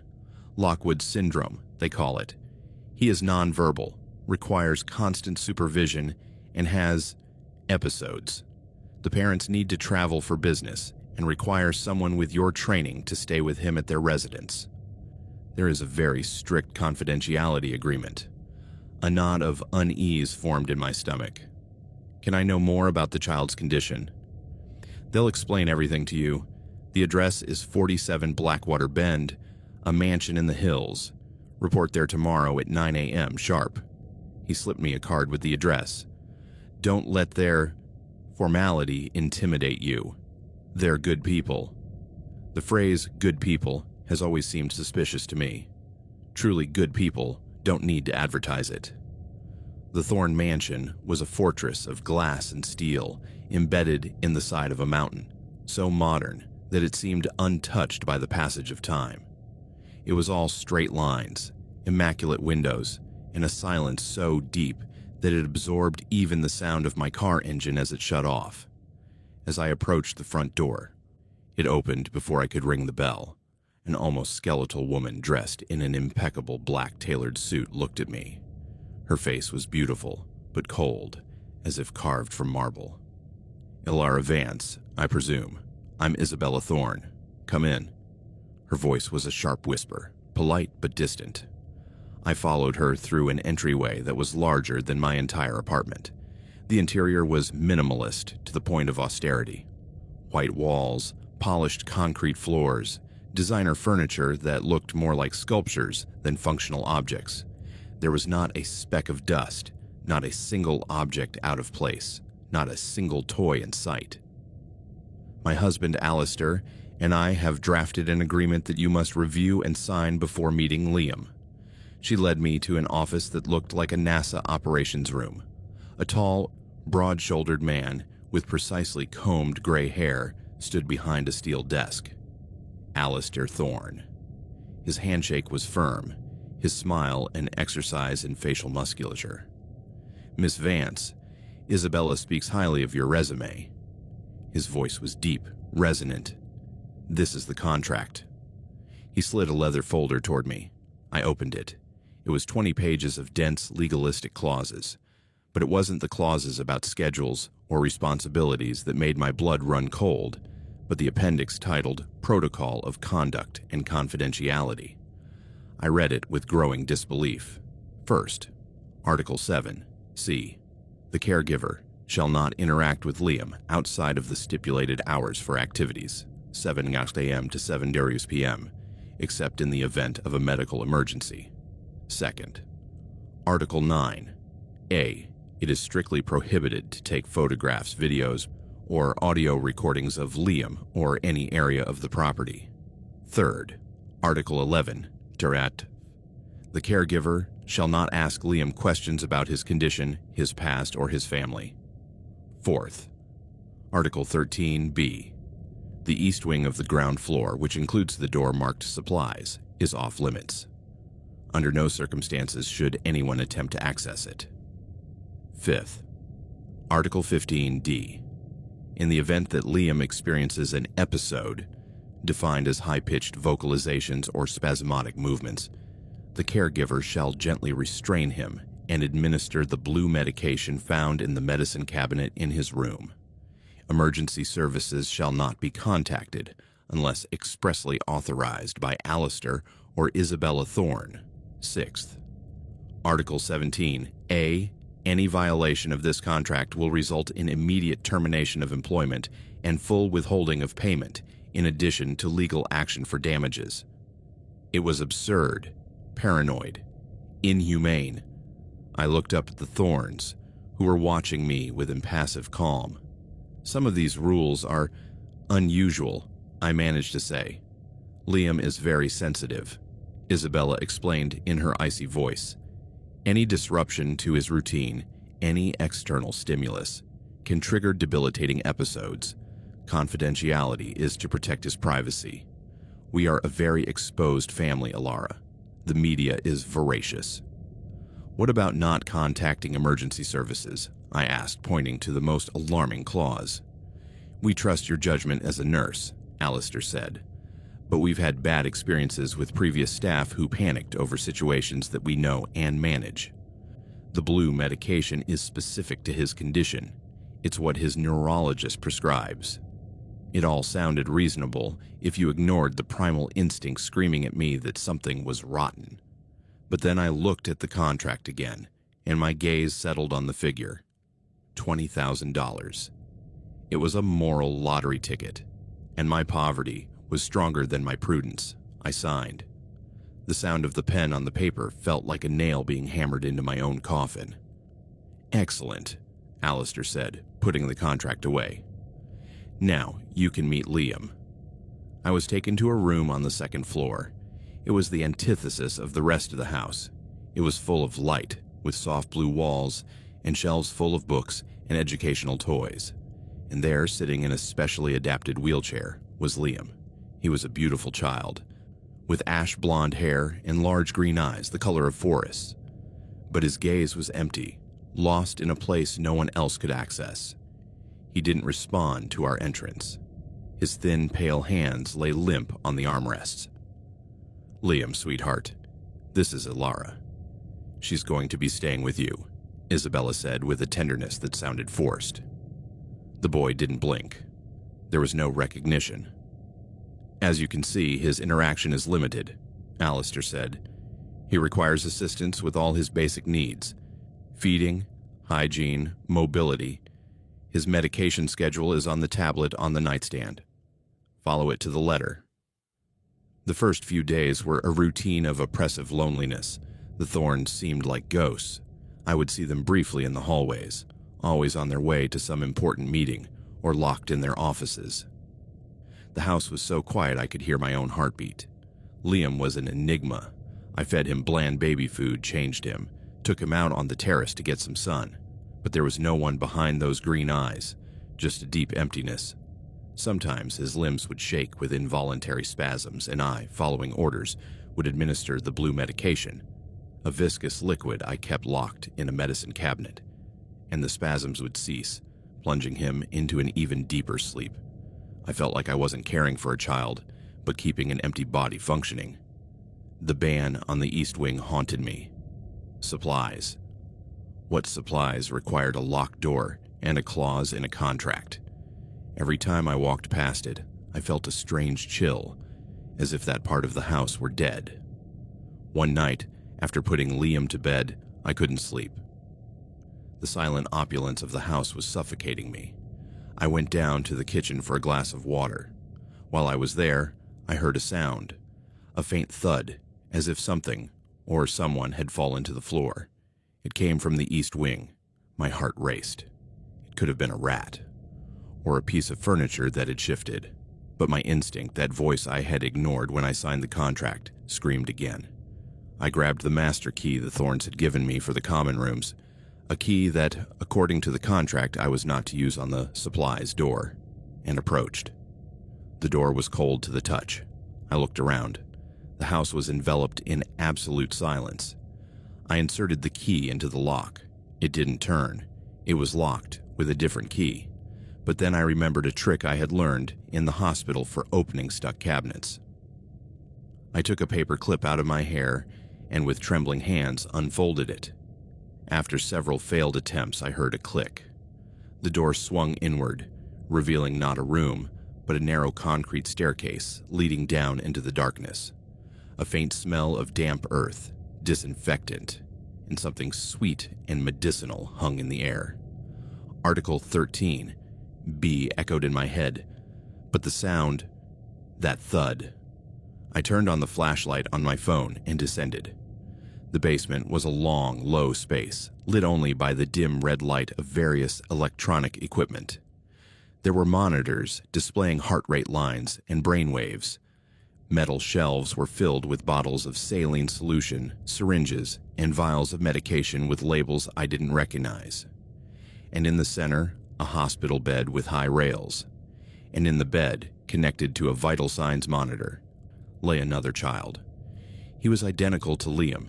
The same ash blonde hair, the same green eyes, closed, the same facial structure. But this child was pale, emaciated, like a faded copy of the original. A feeding tube protruded from his nose, and an IV catheter was inserted into his thin arm. The IV bag contained a slightly bluish liquid. He wasn't a twin. He was a clone, or something worse. I approached, my stomach knotted with horror. The boy was breathing deeply and regularly, but unnaturally. Sedated, drugged. At the head of the bed, a tablet displayed his information. Subject B, status, maintenance, dosage, clonazepam plus, propofol, symptoms stable.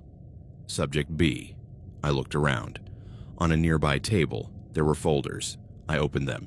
There were medical reports, growth charts, DNA analyses, and photographs.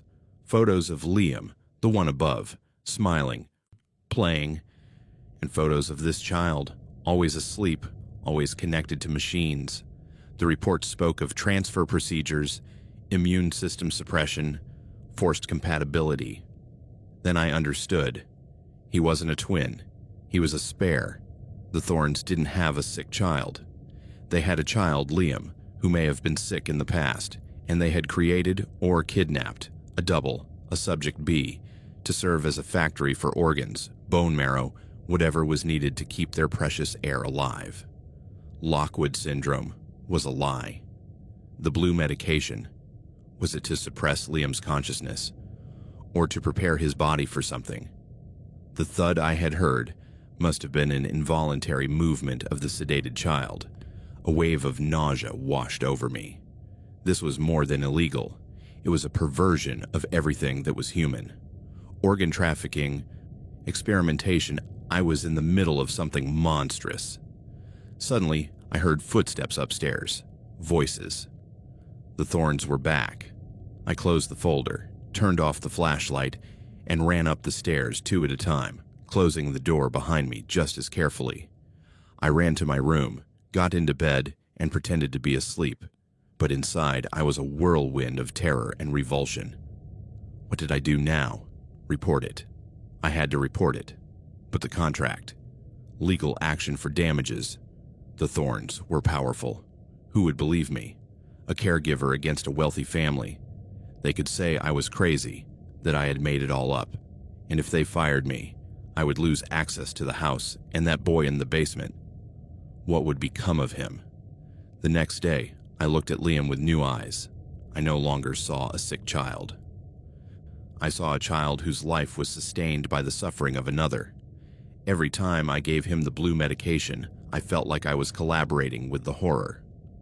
Was that medicine part of the process?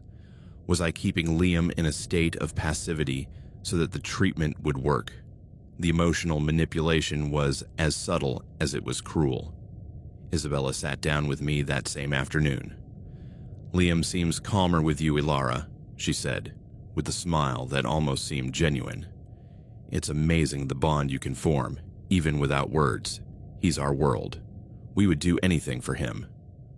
The phrase "anything" rang in my ears like a hammer blow. Yes, they would do anything, including destroying another human being. I began to plan. I couldn't go to the police right away. I needed proof. Photos, videos, something irrefutable. But the contract prohibited it. Every move I made felt like it was being watched, even though there were no visible cameras. Days later, I took advantage of the Thorns charity gala. The irony was sickening, and stayed home alone. It was my chance.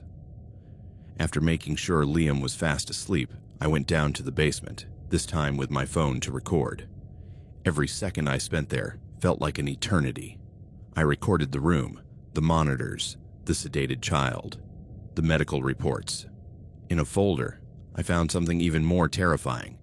Illegal adoption documents, bills from a private clinic in a country without strict bioethics laws, correspondence about acquisition of compatible biological material.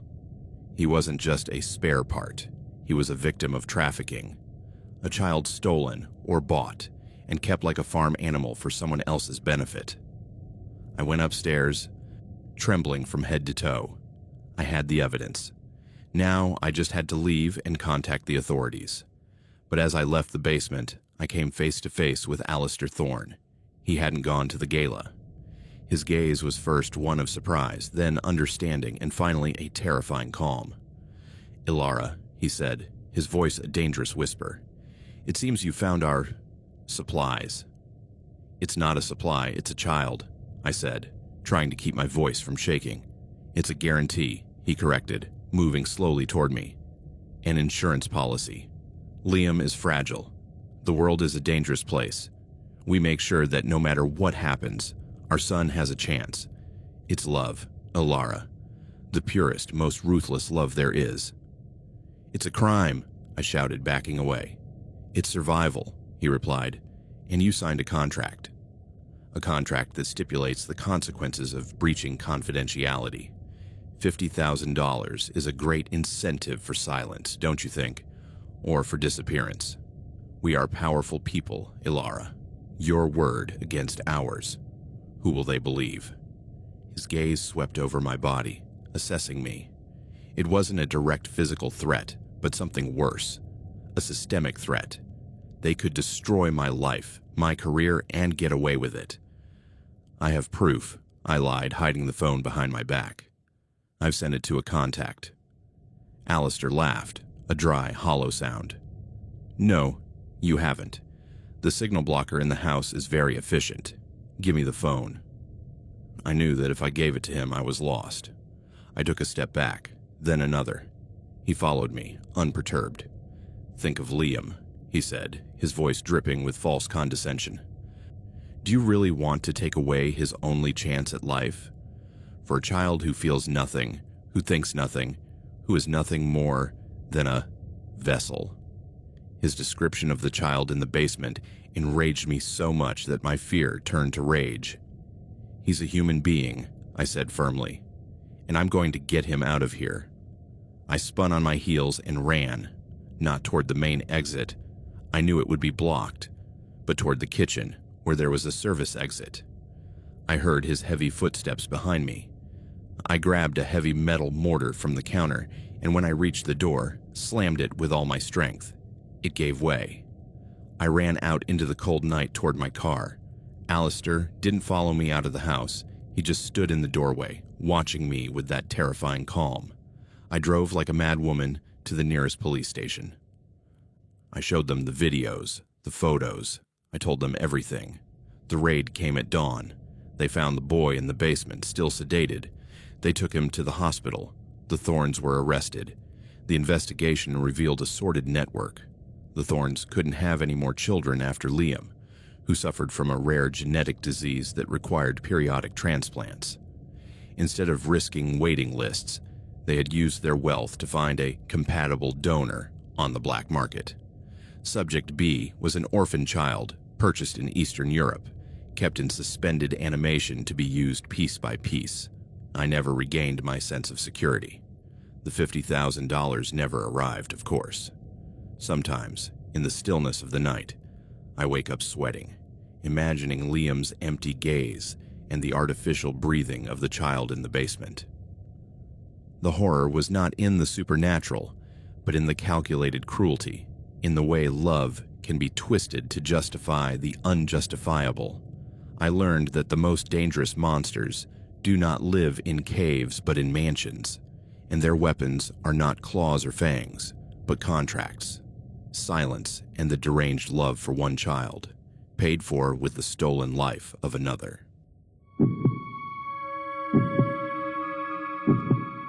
My name is Jordan. I'm 32 years old, and I never consider myself a person who sought out danger. I live in a small one-bedroom apartment in the suburbs of Seattle, with thin walls that let in my neighbors' arguments and a tiny balcony overlooking a gray, perpetually damp parking lot.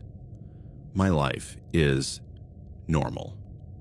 I work part-time at a bookstore, where I spend more hours organizing shelves and smiling at distracted customers than actually selling books. In the evenings, I teach yoga classes at a community center that always smells like cheap incense.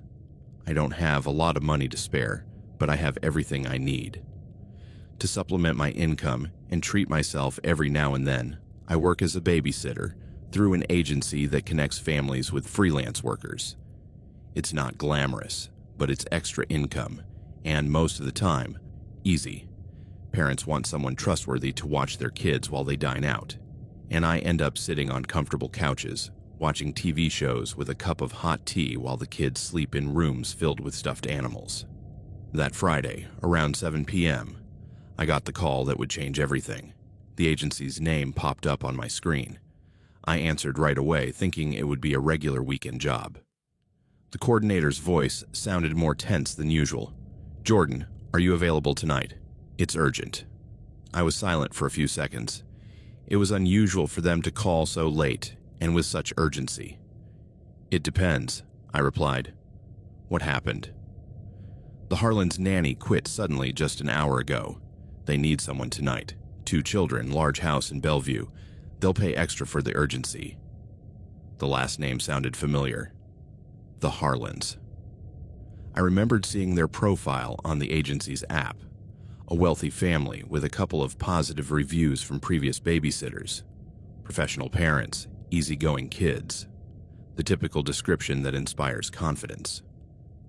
"What happened to the babysitter?" I asked. "She quit suddenly." There was a silence on the other end. Something personal. "I don't have any details." There was a pause in his tone as if he didn't want to elaborate. It made me uncomfortable, but at the same time I thought about the extra pay. Besides, Bellevue wasn't that far away, just a 20-minute drive. "Okay, I'll take it." I hung up grabbed my backpack, where I always carried a book, something to eat, my cell phone charger, and a jacket, and left my apartment. The night was cold and damp, typical of autumn in Seattle. It was drizzling lightly, but the pavement glistened with an oily sheen under the streetlights. As I drove to Bellevue, my mind kept turning over the strange detail: a babysitter who quit suddenly, just before the parents leave. It wasn't the usual thing. I had worked with several families, and when a babysitter decides to quit, she does so with advance notice. Quitting on the same day, and just before a shift, sounded like more than just personal. The GPS guided me to an exclusive neighborhood with large, quiet houses, each surrounded by perfectly manicured gardens. It was a place unlike my own, another world. As I drove down the tree-lined streets, the lit windows revealed family dinners, televisions on, silhouettes moving behind curtains.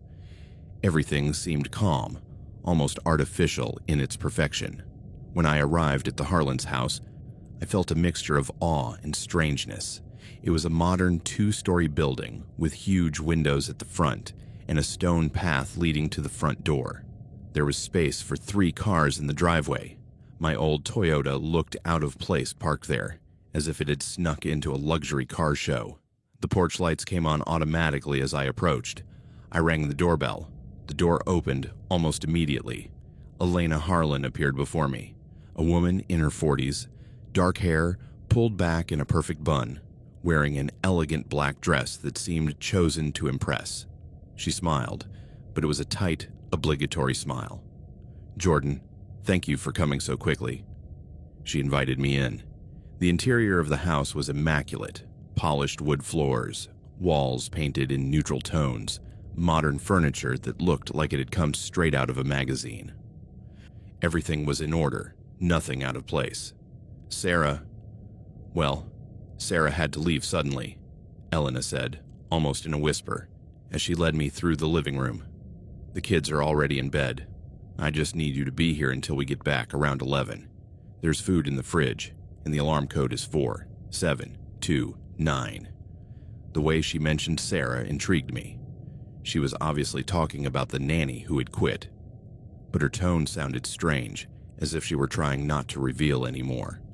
She showed me the kitchen, which was huge, with stainless steel appliances, then the living room, with leather sofas and a giant screen TV. Finally, we went up to the second floor. She showed me the bedrooms. Liam, 5, was fast asleep in a bed with a dinosaur comforter. His sister Mia, 8, was still awake, reading with the nightlight on. I smiled at her and promised we would make pancakes in the morning if she went to bed early. The girl nodded shyly and returned to her book. "Everything should be fine," Elena said as we went back downstairs. "Thanks again, Jordan. You don't know how much you're helping us." Her husband, Mark, appeared then, tall, in a dark suit, adjusting his watch on his wrist. He barely gave me a brief greeting. He seemed rushed, even nervous. The two of them left shortly after in a black SUV that disappeared into the rain. I was left alone in the house. The door closed with a metallic click that echoed louder than expected in that silent space. The first hour in the house passed in a silence that felt strange, almost unnatural.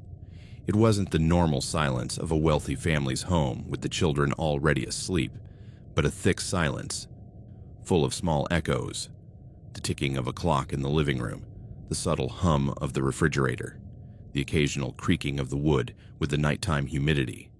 Everything felt too neat, as if someone had obsessively cleaned the house before I arrived, erasing any trace of everyday life. I settled into the living room in front of the television.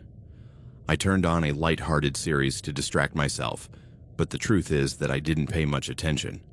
My eyes kept moving toward the front windows, which overlooked the garden and the street.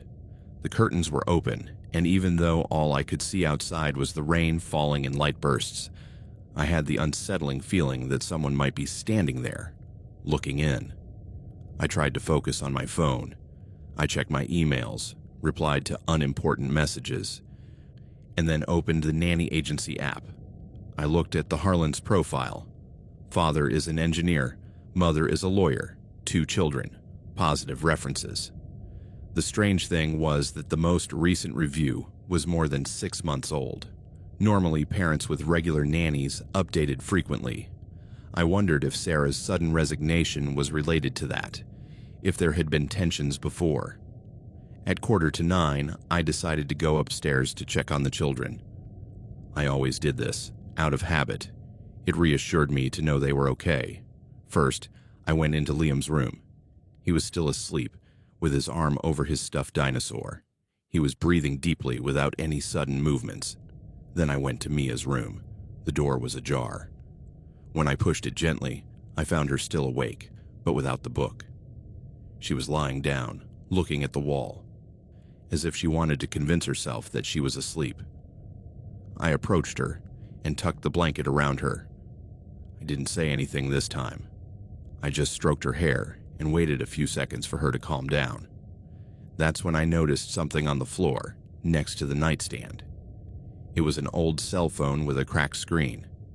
An iPhone 6, the kind you don't see much anymore. I picked it up thinking it was Mia's, but that didn't make sense. The girl used a children's tablet, not a personal phone. It immediately occurred to me that it might belong to Sarah, the previous nanny. The screen was locked, but when I touched it, I saw that it still had battery power, 20%. There was a notification for a pending voice message. I couldn't resist. I tried to unlock it with a simple code, 1, 2, 3, 4. To my surprise, it worked. The first thing I saw were normal photos, selfies of a young girl, Sarah, I assumed, with the children in the garden, in the kitchen, smiling. But there were other less normal images, blurry shots of what looked like the backyard, taken from inside the house. In some, you could clearly see the silhouette of a person standing by the fence, obscured by distance and lack of light. My stomach tightened. I opened the video gallery. There was one recorded that same afternoon. It was barely 30 seconds long. The title was, "For Whoever Comes After." I felt a chill before pressing play. Sarah appeared on the screen, sitting in the same living room chair where I had been a few minutes earlier. Her face was pale, her eyes swollen as if she had been crying a lot. She looked urgently at the camera, but her gaze drifted every few seconds toward the stairs. "If you're watching this, it's because I'm no longer here," she said quietly, almost in a whisper. "Don't trust anything in this house. It's already inside. Don't go out the front door. He knows how to get in there.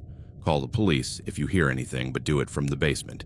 And protect the children. Please. Protect them." At that moment, there was a sound behind her, like footsteps on the wood. Sarah turned her head sharply toward the stairs. The video ended abruptly. I froze. The phone slipped a little in my hand, as if it were burning me. I looked around Mia's room. Everything was normal, but suddenly the shadows seemed deeper, the corners darker. The silence was no longer silence. It was anticipation. I could swear that the air in the house had become colder, heavier. I left the room slowly, closing the door behind me so as not to wake Mia. With Sarah's cell phone still in my hand, I went downstairs with my heart pounding in my chest. I sat down on the living room sofa again. I had a feeling that as soon as I let go of that phone, something would happen. So, without thinking too much about it, I opened the messaging app. There were several recent conversations. One of them was with an unknown number, with no name saved. The last text took my breath away. "Please leave us alone. Don't ever come back into the house. We can't live like this." The last message, sent just a few hours earlier, said, "If you do it again, I'll call the police." I felt my skin crawl. It all fit with the video. Sarah had been dealing with someone, a he who entered the house without permission. Someone who knew the ins and outs, someone who could show up at any moment. I jumped up, went to the window next to the front door, and pulled the curtain aside slightly. Outside, the rain was still falling, but there was something else. On the wet pavement of the driveway, there were fresh footprints leading toward the house. My heart raced. Someone had walked to the door, and not long ago. I backed away so quickly that I tripped over the rug and almost let out a scream. The house was no longer a refuge. It was a trap. I stood in the middle of the living room, breathing heavily. Sarah's phone weighed heavily in my hand, as if it were too much evidence for me to bear. I didn't know whether to call the police right away or run upstairs to hug the children and stay with them. But then I remembered the words from the video, "Do it from the basement." Why the basement? What could be down there that made it safer? I looked down the hallway leading to the kitchen. I remembered that when I had arrived, Mrs. Harlan had quickly shown me the ground floor, the kitchen, the dining room, the laundry room, and I thought I saw a metal door in one corner, locked with a bolt. I took a deep breath and walked over to it. My footsteps sounded hollow against the polished wood. When I got there, my suspicions were confirmed. It was the entrance to the basement. An iron latch secured the door, but it was open. I put my hand on the knob. It was cold. I hesitated for a few seconds, but then I turned it and pushed carefully. A smell of dampness and concrete hit me immediately. The air was denser, colder. I turned on the flashlight on my phone and slowly descended the wooden steps. Every creak under my feet made me shudder. The basement was spacious, divided into two sections. One seemed to be used for storing boxes and tools. The other had a small desk, a chair, and a landline phone connected to the wall. Then I understood. That was the emergency line. If someone tried to cut the phone line upstairs, this one was isolated, protected. Sarah had wanted to leave a clue. I approached the desk. On the table were scattered papers, children's drawings, bills. But among all that, I found something else. A black-covered notebook. I opened it with trembling hands. The first pages were chaotic notes, written in hurried handwriting. I heard footsteps again. He stayed in the garden for 3 hours. The Harlans say nothing's wrong, but I saw it from the window. I called the police and they found no evidence. I turned the pages anxiously. The writing became more desperate. It's inside the house. I woke up and there was a strange smell in the hallway. The children say someone is watching them from the door. I think he has a key. I slammed the notebook shut, a chill running down my spine. That's when I heard it. A thud, upstairs, on the main floor, as if something heavy had fallen on the living room floor. I instinctively turned off the flashlight on my phone and froze, holding my breath. The silence that followed was more terrifying than the thud itself, because in that silence, I could have sworn I heard slow, heavy breathing that wasn't mine. He was in the house. The he Sarah was talking about was up there, walking above my head. I looked at the landline phone. My hands were clammy with sweat when I picked up the receiver. I heard the dial tone. It was working, but I didn't dial yet. I was afraid the sound of the keypad would give me away. Then I heard another noise, footsteps slow, heading toward the stairs. I froze, the receiver in my hand, not daring to hang up or dial. The wood of the steps creaked. One, then another. The intruder was going down to the basement. The steps creaked under a weight that wasn't mine. Each sound pierced me like a knife. I knew I wasn't alone, that he had found the entrance to the basement, and that at any moment his silhouette would appear in the darkness. I crouched behind the desk, clutching the landline phone to my chest as if it were a lifeline. The receiver was still hanging on the cord, swaying slightly with a slow back and forth motion, emitting that open tone buzz that seemed deafening to me in the stillness. The air smelled of wet earth, accumulated dust, and metal rust. My breathing was ragged, my chest was tight, and my heart was pounding so hard that I feared he could hear it. Then I saw him. A shadow was cast on the back wall, elongated, unmistakable. The silhouette of a tall man descending calmly, as if he were sure that nothing could stop him. His boots hit the bottom step, and the vibration was transmitted through the concrete floor. He wasn't carrying a flashlight. He didn't need one. He walked as if he knew every corner of the house, every corner of the basement. I cowered behind the desk, my back against the wall, praying silently that he wouldn't come near me. I closed my eyes for a second, but immediately opened them again. I couldn't afford to do that. I had to see him. I had to know where he was. He moved slowly, his hand brushing against the stacked boxes, pushing one of them, as if he were listlessly looking for something. The sound of cardboard scraping against the floor was so real that I felt my nails curl. Then he stopped. The silence was absolute. Not a movement, not a creak. Just that oppressive emptiness. Until he spoke. "I know you're here." His voice was deep, rough, laden with terrifying confidence. He wasn't asking, he was stating. I put my hand over my mouth to stifle a sob, but my fingers were shaking so much that the phone receiver hit the desk with a sharp thud. "I knew it," he murmured, and I heard the metallic click of something I couldn't identify. A knife, perhaps. He took another step closer. The sound of his boots against the concrete was etched into my skull. I had to do something. I couldn't just stay curled up waiting. With my other hand, I fumbled under the desk and touched something cold and metallic. A heavy flashlight, probably forgotten among the tools. I grabbed it tightly. It wasn't a weapon, but it would do. I took a deep breath, and before I lost my nerve, I quickly dialed the numbers on the landline. 911. The ringtone sounded in the receiver just as he skirted around the desk. "Emergency services. What is your situation?" said the operator. I didn't have time to answer. He saw me. The man appeared in front of me, tall, thin, with a dark hood covering part of his face. I didn't need to see his eyes to feel the intensity of his gaze fixed on me. He raised something shiny, a long, sharp hunting knife. I screamed, and, in a desperate move, I threw the flashlight straight at his face. The blow was sharp, a sound of bone against metal. The intruder growled, staggering, and I took the opportunity to drop the phone and run to the back exit of the basement, pulling the door with all my strength. The dampness of the night came in like a breath of freedom. But behind me, I heard the man roar, recovering, dragging the blade of the knife across the concrete floor, as if to announce that he wasn't done with me. I ran out into the garden, the rain soaking me in seconds, and ran toward the back fence without looking back. The wet grass came up to my knees as I ran blindly through the rain.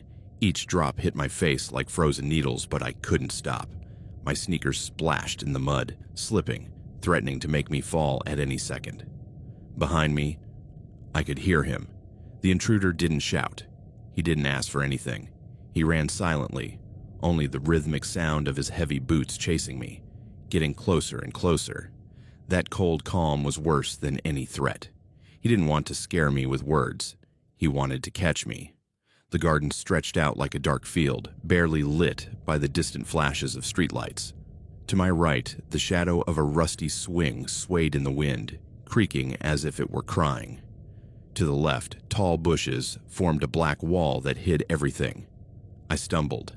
I fell to my knees in the mud, the blow eliciting a muffled cry, but I forced myself to get up. I had to reach the back fence. I had seen from the small basement window that it wasn't too high. I could climb over it, even if it tore my hands. The knife flashed for an instant as lightning lit up the sky. He raised it with relentless determination, closing in. I threw myself toward the fence. The cold metal was slippery from the rain, but I dug my nails and feet into every crack, climbing desperately. I felt time stretching out, every second worth my life. Then a sound cut through the night. Sirens, first distant, a metallic wail piercing the roar of the storm, then closer, vibrating in my chest. Blue and red lights began to reflect off the raindrops. The intruder noticed. He stopped a few feet away from me, breathing heavily, the knife still in his hand. His body tensed, like a predator calculating whether one last attack is worth it before the hunters arrive. Hanging from the top of the fence, I could barely breathe. My arms were shaking. Mud was running down my legs, but I didn't let go. I looked at his face for the first time. The hood had moved enough to reveal a rough profile, a strong jaw, a thin scar on his cheek. His expression was not one of rage. It was worse. It was calm, as if he knew this wasn't the last time. He took a step back, melting into the shadows of the bushes. Another flash of lightning lit up the scene, but he was gone. I dropped down on the other side of the fence, landing awkwardly on the gravel of the neighbor's yard. Pain shot through my ankle, but I didn't even feel it. I ran toward the lights of the patrol car approaching at full speed. "Here!" I shouted, my voice broken with panic. The officers found me soaked, muddy up to my waist, crying and pointing toward the Harlan's house. "He's inside," I stammered. "With a knife." They didn't hesitate, weapons in hand, flashlights on. They entered through the back door I had left open. I heard orders, quick footsteps banging against the walls. I just let myself fall to the floor, shaking, hugging my knees, while the children cried somewhere in the basement, scared, calling me between sobs. One of the officers helped me up, covering me with a thermal blanket that stuck to my soaked clothes. "Did you see him?" he asked me. I nodded. I couldn't even speak. They were looking for him, but I already knew. They wouldn't find him that night. The man had been too comfortable, too confident. It wasn't the first time he had entered that house, and it wouldn't be the last. The house looked different when we went back inside, as if the air itself had become charged with something invisible. The elegant shine of the marble and expensive furniture contrasted with the presence of police officers with wet boots, flashlights, and drawn weapons. That contradiction disturbed me more than the intruder himself. The unreality of seeing that perfect home turned into a crime scene. One of the officers led me to the living room, where they sat me down on a black leather sofa still permeated with the smell of expensive cleaning products. They wrapped me more tightly in the thermal blanket and offered me water. The bottle trembled in my hands. I could barely hold it. "Calm down," said a blonde officer, her voice firm but low. "You're safe now." Safe. The word echoed in my head, hollow, useless, because I wasn't. The man had been inside. He had touched the walls, the drawers. He had gone down to the basement. And I had looked him in the eyes. No one who saw those eyes could ever feel safe again. A group of officers were checking the kitchen and the back door. One of them picked up a broken chain with latex gloves. It wasn't forced. He opened it with a lockpick, he reported, and another nodded, as if it wasn't the first time they'd seen it. "He's a professional," someone else commented. "He knows what he's doing." They asked me to recount everything that had happened since I arrived. The call from the agency, Sarah's phone, the video, the footsteps, the chase. My voice was shaking, but I tried to be as precise as possible. Every word made me relive it, as if his shadow were still there, behind my neck. One of the officers asked to see Sarah's phone. I took it out of my backpack, still wet, and handed it to him. They played the video. The room fell completely silent. "Who is that woman?" asked the officer. "The previous nanny, Sarah. She quit today." The police officers exchanged glances, the kind that say more than any words could. While they were discussing, I heard crying from the stairs. It was Mia and Liam, who had come out of the basement with an officer who was calming them down. Mia ran towards me and hugged me tightly. "Did the bad man leave?" she asked, her voice breaking. Something broke inside me. I didn't know how to respond. I hugged her and nodded, even though I knew it wasn't true. Minutes later, the Harlans arrived. Elena burst into the room, her makeup smudged from the rain and panic. Behind her was Mark, his face stiff and his fists clenched. As soon as they saw the children, they ran to hug them, all four of them, crying in a desperate embrace. "What happened? What the hell happened?" Mark demanded of the officers. The patrol chief spoke calmly. "We found signs of professional forced entry. Your nanny alerted the police at just the right moment. The suspect fled when he heard the sirens." "A suspect? Do you think this is the first time he's been in here?" I blurted out, my voice louder than I intended. Everyone looked at me. I swallowed and continued. "I've seen Sarah's messages, photos. That man has been coming here for a long time. He's been watching them." Elena put her hand over her mouth in horror. Mark clenched his teeth. An officer cleared his throat and added, "We found a glove in the garden, also footprints, and there's fresh mud on the back fence. We're collecting evidence." Mark couldn't take it anymore. I want cameras in every damn corner of this house by tomorrow, and I want to know who the hell that guy is. I looked at him and thought, it's not just that. He's not just any thief. He's someone who's obsessed with you. That certainty turned my stomach. They asked me to sign a statement. My hand was shaking so much I could barely write. When I finished, I got up to leave, but Elena stopped me, tears in her eyes. Jordan, I don't know how to thank you. You saved my children. I wanted to say something, but the words stuck in my throat. I just nodded, wanting to get out of that house, out of that memory, out of that shadow. Outside, the rain had subsided, but the air was still heavy and thick. The blue lights of the patrol cars illuminated the perfect facade of the Harlan house, making it look like an empty shell, a stage for something much darker. I got into my car, my body exhausted, my clothes soaked, my hands still dirty with mud. When I closed the door, the loneliness of the cabin hit me like a punch, and it was then, with the engine running, that I thought it for the first time. He had seen me. He had looked me in the eye. And that meant I was part of his game now too. For days, I couldn't sleep for more than an hour at a time. Every time I closed my eyes, I saw the man's shadow silhouetted against the light of the lightning. I could hear his footsteps going down to the basement again, the click of the knife against the cement, and his voice, deep, almost mocking. I know you're here. In my apartment, every sound became a threat. The creaking of the wood, the humming of the pipes, the neighbor closing a door. Everything made me jump. I found myself standing up at 3 in the morning, checking the lock over and over again, making sure the windows were closed, that the curtains covered every crack. I took Sarah's phone with me that night, almost without realizing it. I couldn't leave it at the Harlan's house because I felt it contained something else, clues, secrets. During the early hours of the morning, I would turn it on and check it compulsively. I would watch the video again and again, where she spoke desperately, as if I could find a detail that I had missed, a reflection in the glass, a hidden word, a clue as to who he was.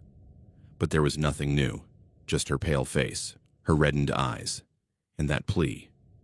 Protect them. The nanny agency called me 2 days later, trying to be professional. Jordan, we heard what happened. We are very grateful for your courage, but we think it's best if you take some time off before accepting new jobs. In other words, they no longer trusted me, or they didn't want to take on the responsibility of placing me with another family. I understood, but it also hurt, because babysitting was one of the few things that gave my life meaning. I started avoiding crowded places. At the supermarket, I felt like someone was following me through the aisles. On the street, every hooded shadow made me cross to the other side. In cafes, when someone sat behind me, I couldn't relax until I got up and moved to another table. My friends tried to cheer me up, but they didn't understand. Jordan, it's over. You saw him once. The police are aware of it, Emily would say, her voice sweet but impatient. I couldn't explain to her that it wasn't that simple. I had seen something different in his eyes. He wasn't just a thief or some random intruder. There was an obsession. There was a choice, and that choice now included me. I began to notice strange things in my routine. Once, when I left the bookstore where I worked, I found a still hot cigarette butt leaning against my car. I don't smoke, and no one in the store had left in the last hour. Another night, there was a folded blank piece of paper in my mailbox. Just that. A blank piece of paper, as if someone wanted to tell me, I can get here whenever I want. Maybe they were coincidences. Maybe it was my paranoia. But every fiber of my being screamed no. The worst night was a week later. I was in my living room, reading to distract myself, when I heard a soft sound at the hallway window. Tap, tap. I froze. The building I lived in was on the second floor. No one could be out there. I turned off the light and approached slowly, my heart pounding in my chest. The blinds were down, but through the slats I saw a shadow move.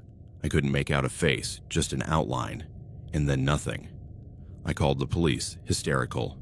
They arrived 20 minutes later, checked everything, and found nothing. It was probably a branch in the wind, they told me. But that night, the air was still. I slept with a kitchen knife under my pillow. The days passed, and the memory didn't go away. On the contrary, it became clearer. The scar on his cheek, the calm in his gaze, the confidence in his voice. As if his image were being burned into my memory, as if he wanted to make sure I would never forget him. And I understood what Sarah had felt. That certainty that someone is watching you even when you can't see them, that every corner of your house could be a trap, that every shadow could contain his silhouette. I hadn't escaped him. I had only survived the first night. Sarah's phone became my obsession. I checked it constantly, as if I were possessed. The police had asked me for it as evidence, but I didn't hand it over. I didn't trust them to do enough.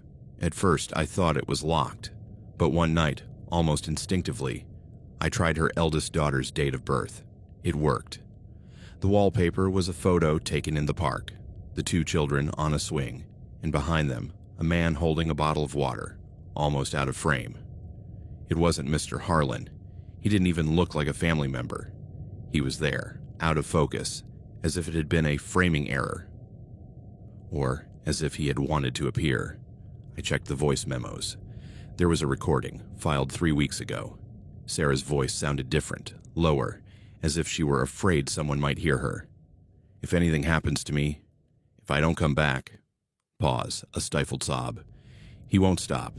He's been in before. He says it's his. He says he'll take me even if I hide. I felt a chill run down my spine. What I found next was worse. In a hidden photo folder, there were images taken with the phone's front camera. All of them were of Sarah, at night, in her bed, clearly unaware that she was being photographed. Asleep. Vulnerable. The angle was strange. From above, as if someone had been standing next to her holding the phone. My heart was pounding so hard I could hardly breathe. This wasn't a random threat. This wasn't just any thief. This man had been breaking into the house long before that night. He had been playing with her, documenting her fear, making sure she felt his presence even in her most intimate moments. And then I remembered. That scar on his cheek. I had seen it before. I went straight to the internet, searching for old articles about the city. It took hours, but I finally found it. A newspaper clipping about a school maintenance worker who had been fired years ago after a series of allegations of harassment against several teachers and mothers of students. He never went to trial because the evidence was insufficient. But there was a testimony where someone described him, tall, stocky, scar on his face from a bar fight. His name, Caleb Danner. The school mentioned was the same one the Harlan children attended. I felt like everything was falling into place. He had met Sarah there when she was dropping off the children, and since then he had become obsessed. And now, somehow, he had included me in his game. That same night, I received a message from an unknown number. Stop looking. You don't know what you're doing. There was no profile picture. There were no other words. Just that. The phone fell from my hands. The message disappeared after a few seconds, as if it had been remotely deleted. But I had seen it. And then I knew for sure that Caleb was watching me too. It was night again, and the rain was still falling, as if the city wanted to wash away its own darkness. But for me, the feeling of danger permeated every corner. I couldn't sleep. I couldn't relax. Every sound, every creak in the building was a possible warning that Caleb was nearby. I had decided to stay in my apartment, away from the Harlan's house and anywhere else that might be associated with him. However, no matter how much I changed my routine, I knew he could show up at any moment. That night, my phone rang. First a ring, then silence. Then a message. I see you. The message was short, direct. There was no number, just a text message coming from an unknown phone, as if Caleb knew how to remain invisible even when using technology. My heart stopped. The paranoia I thought I had under control exploded into panic. I jumped up and checked all the windows. I locked every bolt, lowered the blinds, and even got under the covers with a knife in my hand. Then I heard a knock on the front door. Soft at first, then more insistent. Tap, Tap. Tap. Panic paralyzed me. How could he be here? There was security, buildings with cameras, neighbors. It all seemed impossible. But I felt it. The same cold air of his presence. That deadly calm that makes you feel like every second could be your last. I picked up the phone and dialed 911, my voice breaking. There's an intruder. In my house. Yes, in my apartment. He's outside. As I spoke to the operator, I heard the doorknob slowly turning. Jordan, stay calm, the operator said. The patrol cars are on their way. But I wasn't calm. I couldn't be. The final knock on the door was accompanied by a deep sigh. His voice, barely a whisper, came through the wood. I know you're there. My blood ran cold. It was him, Caleb Danner. I didn't need to see him to know.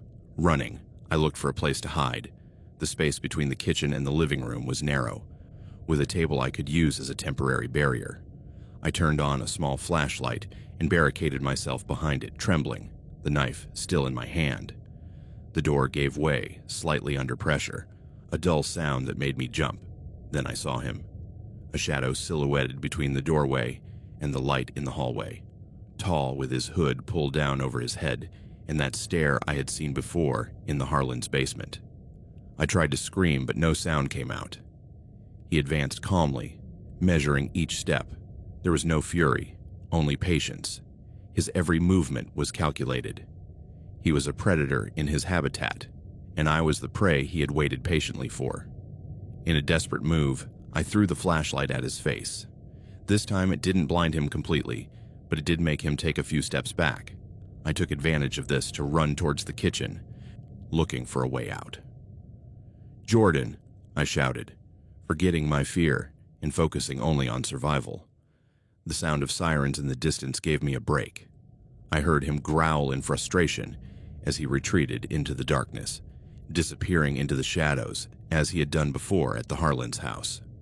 I didn't see him again, but his presence was etched in my memory, more intense than ever. I knew it wasn't over. Night was a black blanket over the city, but the rain had stopped. All that remained was the echo of my rapid breathing and the dull thumping of my heart. I knew Caleb was close, that he could appear at any moment, and that this time I couldn't hide forever. I left my apartment with the door locked behind me, walking quickly toward the main street. Every shadow seemed to follow me. Every lit streetlight cast silhouettes that could be him. Then I saw him. A few yards away, in the park in front of my building, his silhouette stood out against the yellowish light of the street lamp. Black hood, hands in his pockets, moving slowly, calculating. He wasn't running, just waiting, as if he knew I was predictable, that I would act in a certain way. My instincts screamed at me to back away, but something inside me refused. I couldn't run away anymore, not after everything. Jordan, his voice whispered, deep and cold, across the distance. You can't escape. I took a breath, trying to calm myself, remembering every technique I had learned for high-stress situations. Stay calm, find cover, prepare an exit. But this wasn't theory.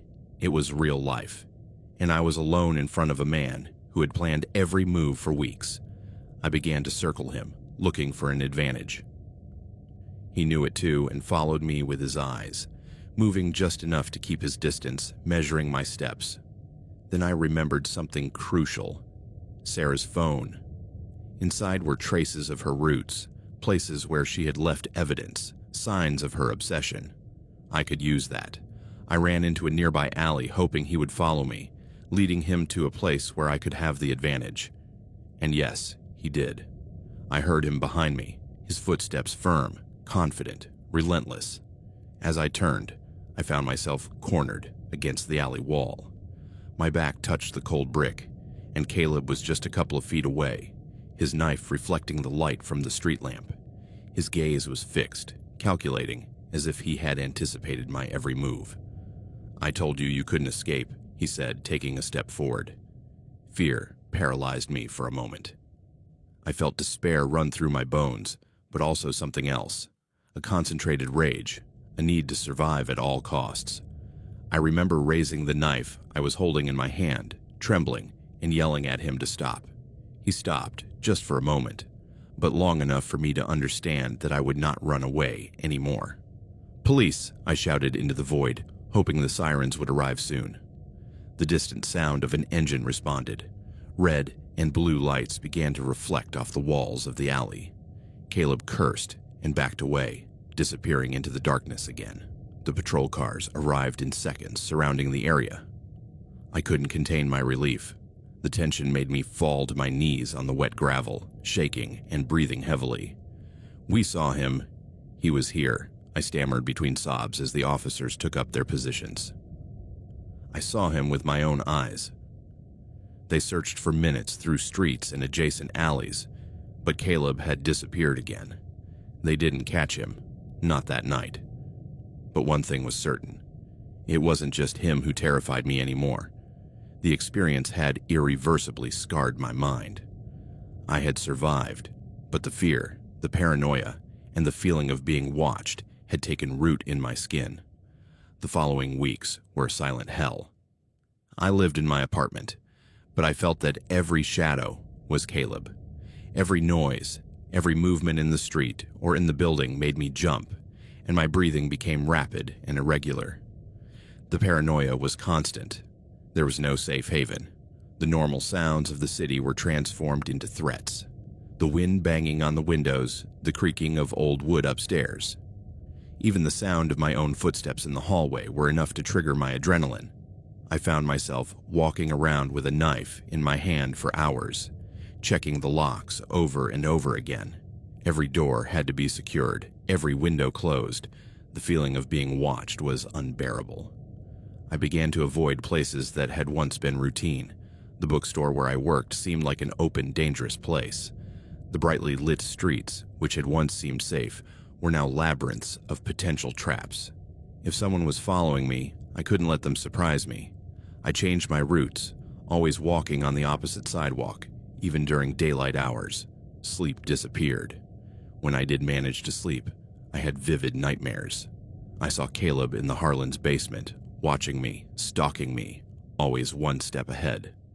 I would wake up with the feeling that someone was standing next to my bed. Every night I checked under the bed, every closet, every corner. My mind became obsessed with the idea that I was not alone. I felt movements in the air, stares from the shadows. Sarah's phone was still with me, a reminder of how close the obsession could get. I checked it compulsively, looking for new messages, any clue that Caleb was following me again. Even when I tried to distract myself, reading a book or watching television, my mind would return to that night. The footsteps in the basement, the thrown flashlight, the knife reflecting the light, the terrifying calm of his gaze.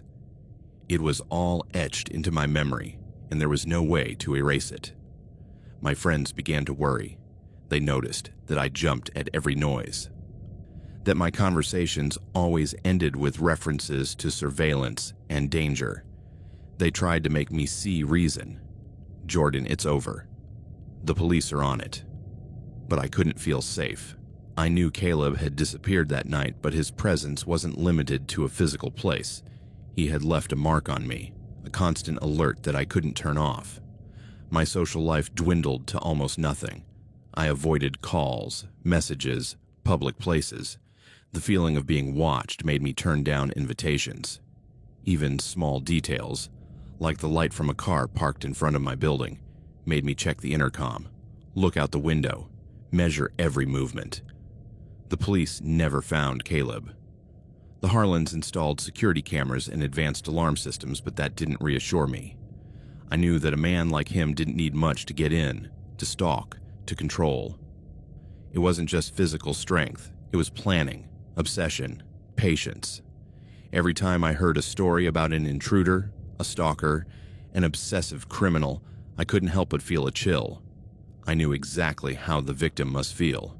The utter vulnerability, the certainty that your safest space is not safe, the helplessness of facing someone who has no limits. The fear ceased to be a moment. It became a permanent state, and I understood something I had never considered before. Surviving physically does not mean being safe psychologically. Even with Caleb gone, even with the police watching, even with the Harlan children safe, I could no longer return to normal. I learned to live with paranoia, to plan every move, to anticipate every possible threat. Fear had marked me for life, and I knew that even if Caleb never returned, the shadow of that night would always be with me, reminding me that true terror lies not in ghosts or the supernatural, but in real people who stalk and manipulate, calculating every moment of your vulnerability. Today, when I remember that night, I still feel that Caleb is there, somewhere, watching. The feeling doesn't go away. There is no clear resolution, no complete justice. The police never caught him, the Harlans went on with their lives, and I keep telling this story, reliving every detail, because I need others to understand what it means to face someone who stalks, who plans, who turns everyday life into a constant state of alert. My routine changed forever. Every apartment, every office, every street is analyzed before I enter. The windows are always closed, the lights on, the phones charged and ready. My backpack always carries a flashlight, keys, and something to defend myself with. I don't trust normality. I don't trust safety. Paranoia has become a part of me, a silent companion that reminds me that true terror needs no ghosts or demons.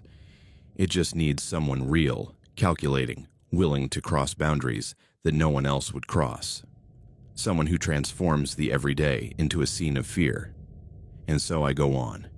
Every shadow, every noise, every distant glance on the street reminds me that surviving doesn't mean being safe.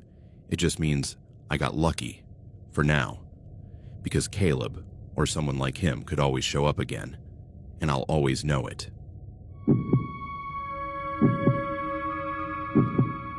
This is not an easy story to tell.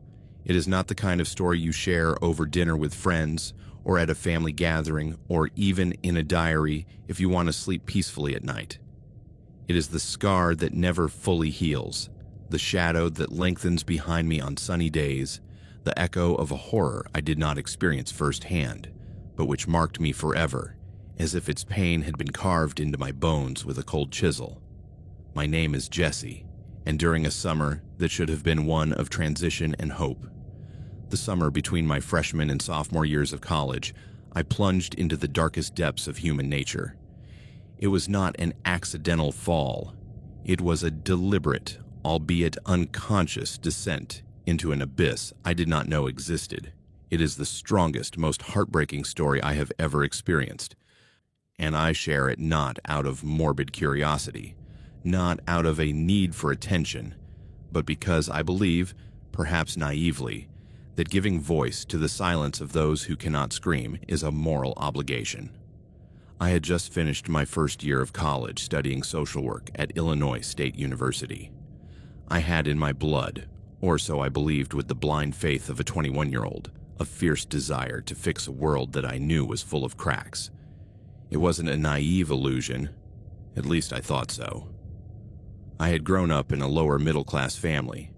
I had seen my mother work 3 shifts to support my brother and me, and I knew that the system didn't work for everyone. I wanted to be part of the change, but idealism always collides with the reality of rent, bills, and textbooks that cost more than a week's worth of food. I needed a summer job to pay for next semester's books, an endless list of titles on critical theory, developmental psychology, and professional ethics. And a friend from college, Chloe, told me about an online platform for babysitters called Caring Hands. It's better than agencies, she said. They pay cash, parents are usually more flexible, and you can choose your own hours. I registered my profile that same night.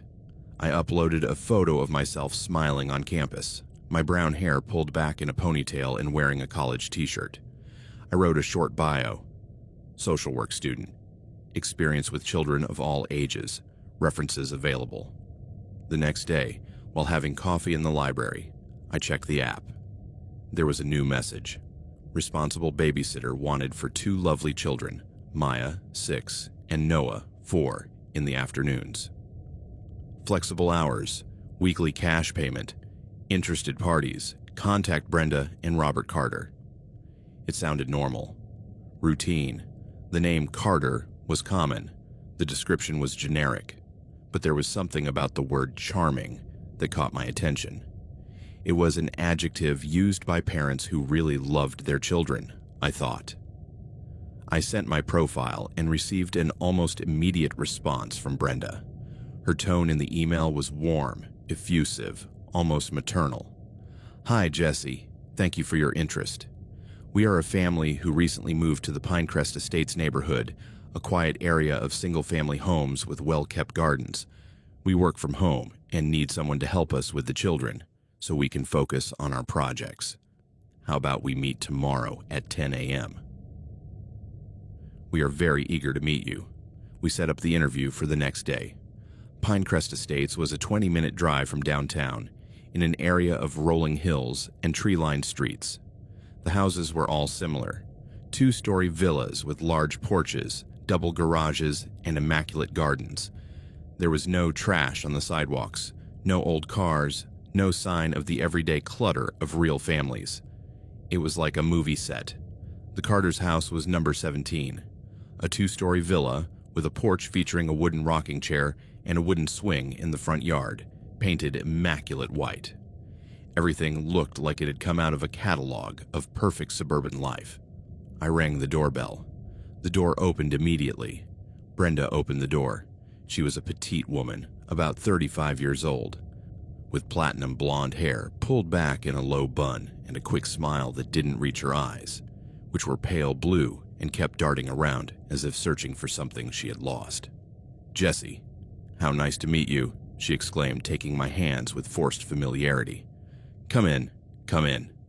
Behind her, in the hallway, stood Robert, a man of strong build, with graying brown hair and a stiff posture.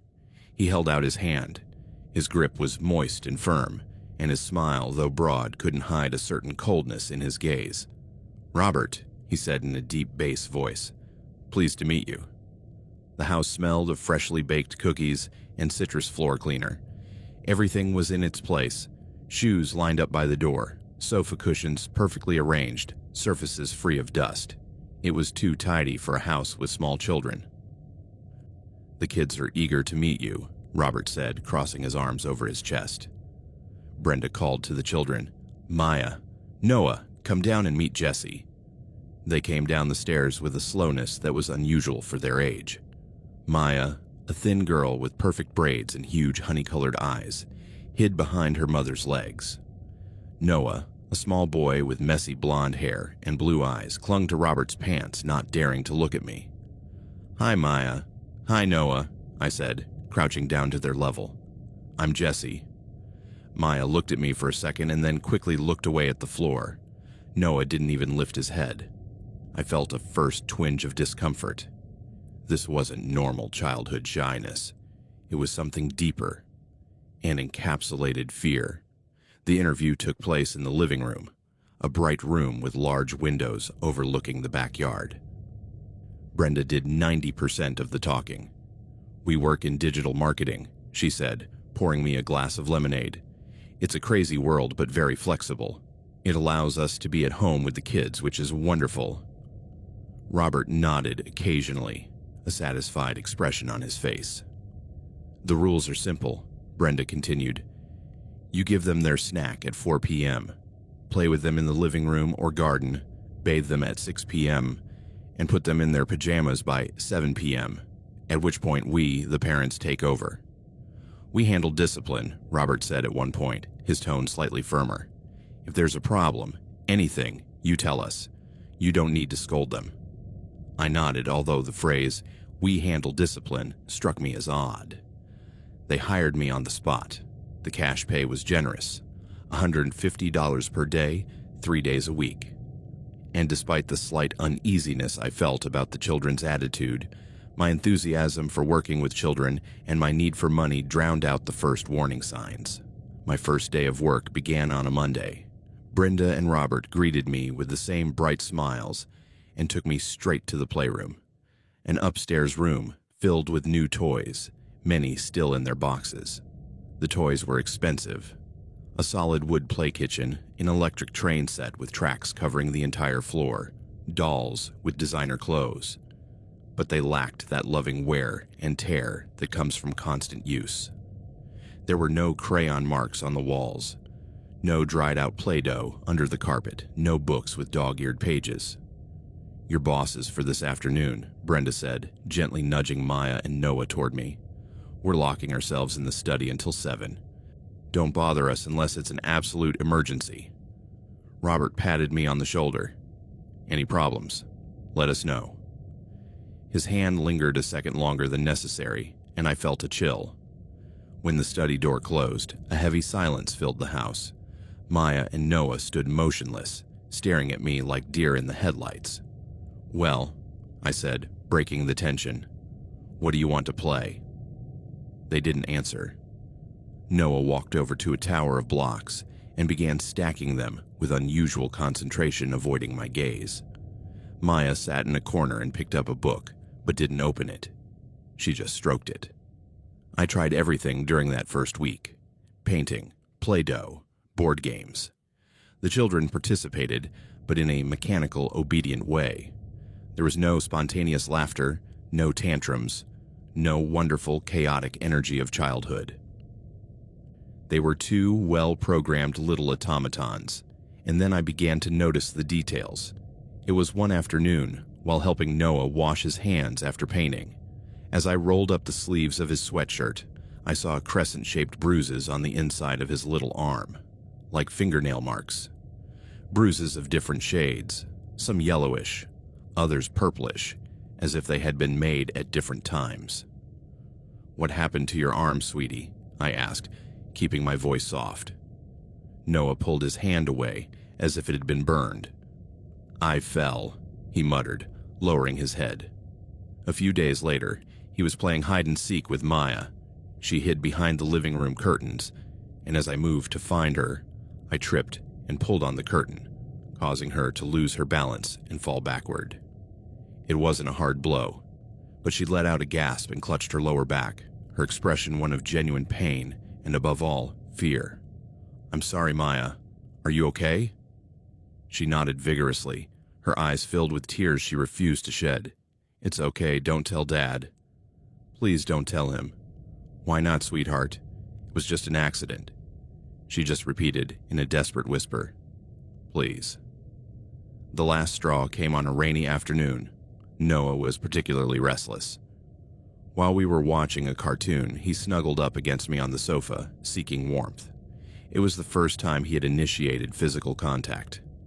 Shortly after, he pointed to a secondary character, a good-natured ogre, and said with that brutal, literal innocence of children, "That man is big, like the man who comes at night, the one who makes Maya cry." The air froze in my lungs. I looked at Maya. She had turned pale. Her little fingers clutched the cushion until her knuckles turned white. "What Uncle Noah?" I asked, keeping my voice as calm as possible. "The uncle who comes to play," said Noah, absorbed in the movie. "Sometimes he sleeps in my bed, and I have to go with Maya. He makes weird noises." Maya jumped up. "Noah, shut up," she yelled, her voice so high-pitched and panicked that it didn't sound like a 6-year-old's.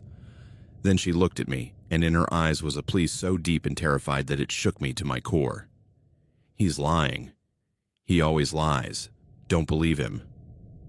But I believed her. At that moment, all the pieces fell into place with a dull, nauseating thud. The bruises, the fear of physical contact, and then the desperate search for it. The random phrases. "It hurts when I sit down." "I don't like it when they hug me tight." The submissive and terrified behavior. The uncle who comes at night. It wasn't just physical abuse. It was something much, much worse. Something changed in me that day. The fear I felt was not for myself, but for them. A cold, calculating fear. I was no longer the enthusiastic babysitter. I had become a spy in enemy territory.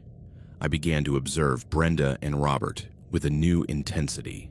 I noticed how Robert sometimes looked at Maya with a possessiveness that was not paternal. a hand on her shoulder that lingered too long, a kiss on her head that made the girl shudder imperceptibly. I saw how Brenda deliberately ignored her children's cries for help, how her permanent smile was a smokescreen for monstrous complicity.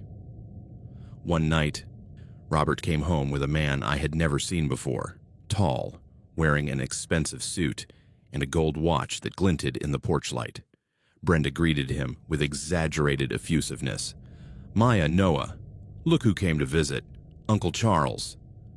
Maya, who was sitting with me on the floor, stiffened like a board. Noah hid behind me, burying his face in my back. Uncle Charles smiled, a broad, wet smile that didn't reach his small eyes. "Hello, sweethearts," he said, his voice an oily whisper. "Have you been good?" Brenda laughed, a shrill sound. "Of course they have. They're angels. Jesse, you can leave a little early today. We'll take care of things." Robert winked at me. Charles is an old family friend. He loves spending time with the kids. I didn't move. I couldn't. Panic pinned me to the floor. "It's okay. I can stay a little longer. No problem." Robert's smile faded a millimeter. "It's not necessary. We have everything under control." The message was clear. Leave. I saw Uncle Charles' hand rest on Maya's shoulder, and the girl closed her eyes as if disconnecting. That's when I knew, with absolute devastating certainty, they weren't spectators. They were the architects. They were the guardians of the gates of hell. I left that house shaking. I drove to an empty parking lot at a shopping center and burst into tears. Tears of rage, of helplessness, of a horror so deep that it shook me to my core. What could I do? Report it? With what evidence? Bruises that could have been from falls. Comments from a 4-year-old that could be misinterpreted. My own suspicions. The Carters were a respectable family with a nice house. I was a college student. Who would they believe? But I couldn't leave them there. I couldn't. The next day, I went to work with iron determination. While Brenda was in the kitchen, I managed to get the children alone in the playroom. I knelt in front of them. "Maya, Noah," I said in an urgent whisper. "What you're telling me about your uncles, about the pain, do Mom and Dad know?"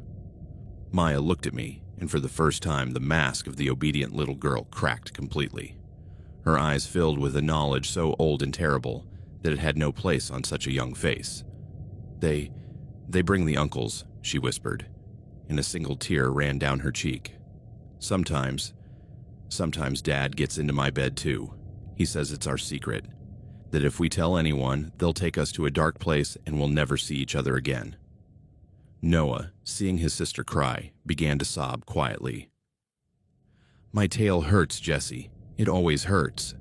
There it was, the confirmation spoken in the simple, devastating words of destroyed innocence. They didn't just allow it, they facilitated it. They sold it. I don't remember exactly what happened next. A red veil of anger covered my vision. I gathered my things, went into the kitchen where Brenda was talking on the phone, and said, in a voice I didn't recognize as my own, "I'm leaving, and I'm going to the police." The smile faded from her face. "What are you talking about, Jesse?" "The bruises, the uncles, the beds. I know, Brenda, I know everything." Her face went from bewilderment to cold understanding. There was no denial. There were no screams. Just silent contempt. "You're a stupid girl," she said with terrifying calm. "You have no idea how the world works. No one is going to believe you." "We'll see about that," I said, and I left that house for the last time, feeling her eyes piercing my back like daggers. I didn't go home. I drove straight to the police station. I told them everything, breathlessly, showing them the notes I had secretly taken with dates and phrases from the children. I told them about the bruises, the behavior, Uncle Charles. I gave them the address.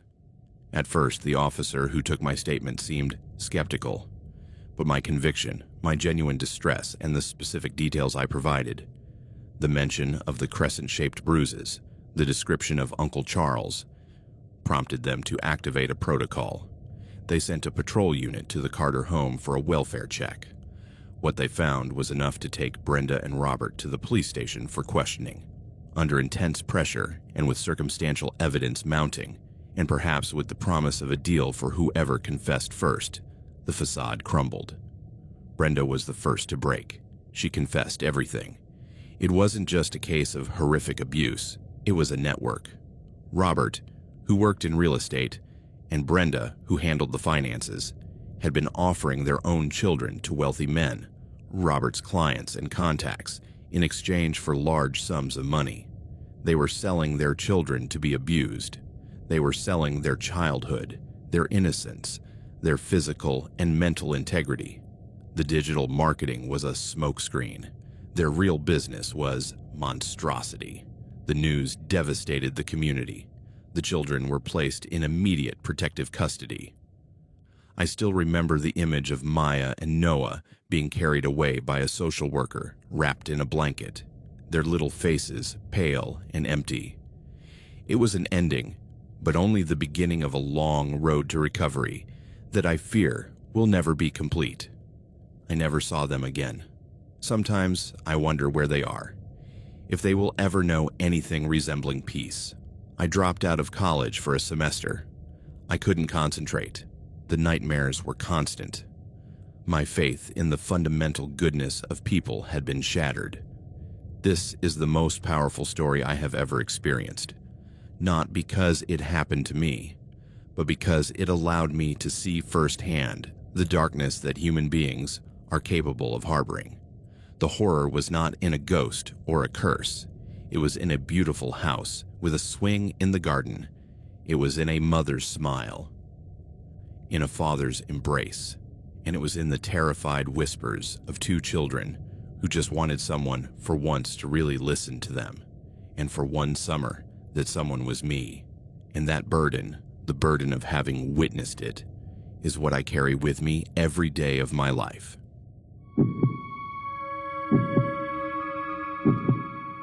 Nunca creí que la desesperación económica pudiera llevarme a aceptar un trabajo así. Pero ahí estaba, con 22 años y un montón de facturas atrasadas, leyendo la oferta en mi pantalla. Se busca niñera de carácter tranquilo para niño de 8 años con necesidades emocionales especiales. Alojamiento incluido, pago semanal generoso. El carácter tranquilo y las necesidades emocionales eran banderas rojas disfrazadas de eufemismos, lo sabía. Pero el pago generoso era un imán demasiado potente para mi orgullo y mi cuenta bancaria. La casa de los Hargrove era una estructura moderna y fría de cemento y vidrio, enclavada en una colina con vistas a un bosque espeso. Parecía una caja de observación, diseñada para mirar sin ser mirada. Me recibió la señora Hargrove, una mujer de rostro afilado y sonrisa tensa, con los ojos cansados de quien ha librado batallas largas y perdidas. Leo es un niño sensible, me dijo, conduciéndome a través de un salón minimalista donde cada mueble parecía clavado en su sitio. No le gustan los ruidos fuertes ni los movimientos bruscos, tiene episodios, dibuja mucho, es su forma de procesar. El señor Hargrove estaba ausente, un viaje de negocios eterno según el tono resignado de su esposa. Ella, una abogada de éxito, necesitaba viajar a menudo y no podía llevar a Leo. La soledad de la casa era palpable, un silencio pesado que absorbía hasta el sonido de nuestros pasos sobre el suelo de cemento pulido. ¿Y cuáles son exactamente sus episodios?, pregunté, intentando sonar profesional y no como una asustada que era. Ansiedad, mutismo selectivo, a veces terrores nocturnos. Me miró fijamente. Lo importante es que se sienta seguro, y que usted también lo esté. La casa tiene un sistema de seguridad excelente. Usted estará segura aquí. Algo en su forma de decirlo, en el énfasis en segura, me produjo un escalofrío. Luego me presentó a Leo. Era un niño pálido, de cabello tan rubio que casi era blanco, y ojos grandes de un azul intenso. No me saludó, solo me observó desde detrás de las piernas de su madre, con una mirada que no era de un niño, sino de un anciano cansado del mundo.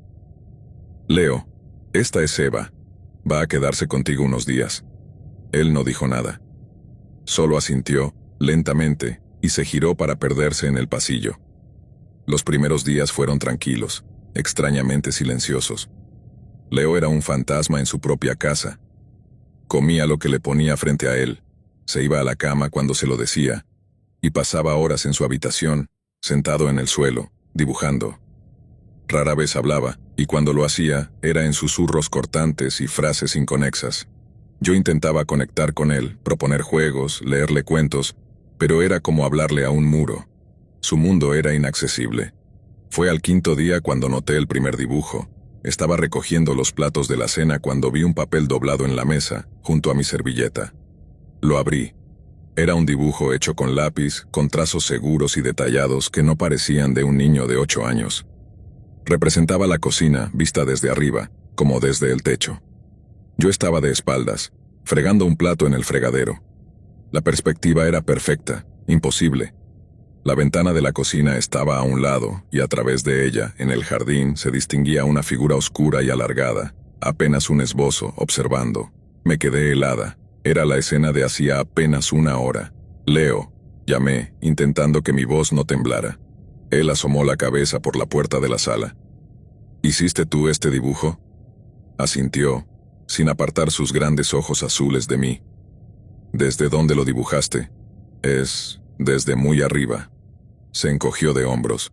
Desde mi cabeza. Y desapareció de nuevo. Lo atribuía a una imaginación hiperactiva, a su procesamiento del mundo, pero la semilla de la inquietud estaba plantada. Al día siguiente encontré otro dibujo en el alféizar de mi ventana. Esta vez era yo durmiendo en mi cama. La perspectiva era, de nuevo, elevada, como si quien dibujara estuviera flotando en la esquina de la habitación. Mi rostro estaba tranquilo, en sueños, pero la postura era exacta, incluso la forma en que había dejado caer el brazo fuera de la cama. Un detalle minucioso, íntimo. El sudor frío me recorrió la espalda. Nadie podía haber visto eso. La puerta de mi habitación estaba cerrada. Las cortinas, corridas. Leo, le dije, esta vez con más firmeza. Estaba en su habitación, rodeado de una constelación de papeles. ¿Estás entrando en mi cuarto cuando duermo? Él negó con la cabeza, serio. No. Entonces, ¿cómo sabes cómo duermo? Te veo. Susurró, sin levantar la vista de un nuevo dibujo que estaba comenzando. ¿Desde dónde? Señaló con el lápiz hacia el techo. Desde los ojos de la casa, una frase de niño, poética y retorcida. Pero la explicación no calmó el nudo de terror que se estaba formando en mi estómago. Empecé a revisar la casa. Busqué cámaras, micrófonos, cualquier cosa. Las paredes lisas y blancas no ofrecían escondites obvios. El sistema de seguridad, según el manual, solo incluía sensores en puertas y ventanas. Nada de videovigilancia interna. Cada día, un nuevo dibujo aparecía en un lugar distinto. En la nevera, pegado con un imán. En el libro que estaba leyendo. Debajo de la almohada. Siempre yo, realizando actos cotidianos, pero vistos desde ángulos imposibles. Desde el interior del armario del pasillo mientras yo colgaba una chaqueta. Desde el borde de la bañera mientras me lavaba la cara, desde la copa de un árbol del jardín mientras sacaba la basura. Y siempre, en casi todos ellos, esa figura oscura y alargada al fondo, observando. A veces cerca, a veces lejos, pero siempre presente. Un espectro de líneas negras que se alimentaba de mi creciente paranoia. Empecé a cambiar mis rutinas. Cerraba las cortinas con un tirón brusco. Revisaba detrás de las puertas antes de entrar en una habitación. Me despertaba en mitad de la noche, segura de haber oído un crujido, un suspiro, el leve desplazamiento de un pie sobre el cemento pulido. Me miraba en los espejos, buscando algo reflejado detrás de mí, pero solo encontraba mi propio rostro, demacrado y con ojeras. La señora Hargrove llamaba a diario. «¿Cómo está Leo?», comentaba. Yo le contaba lo de los dibujos, intentando transmitir mi alarma sin sonar como una lunática. «Ah, sí, su imaginación», decía ella con un deje de fastidio. «Es muy vívida. No le dé importancia, Eva. Son solo dibujos». Pero no eran solo dibujos. Eran evidencias. Pruebas de una intrusión sistemática e invisible. Empecé a dudar de mi cordura.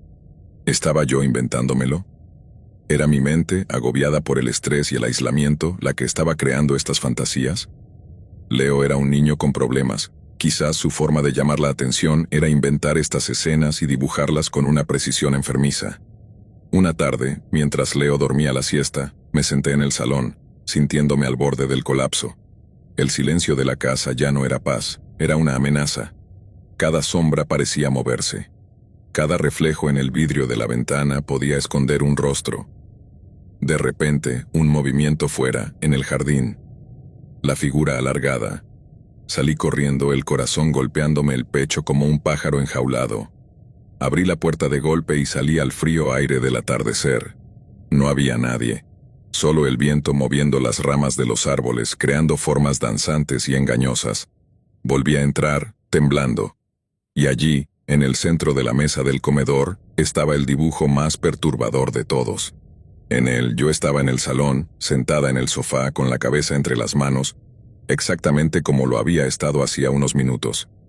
La perspectiva era una vez más elevada desde la esquina de la habitación, pero esta vez la figura oscura no estaba fuera. Estaba dentro de la casa, de pie en el umbral de la puerta del pasillo, mirándome. Y Leo, en el dibujo, no estaba durmiendo.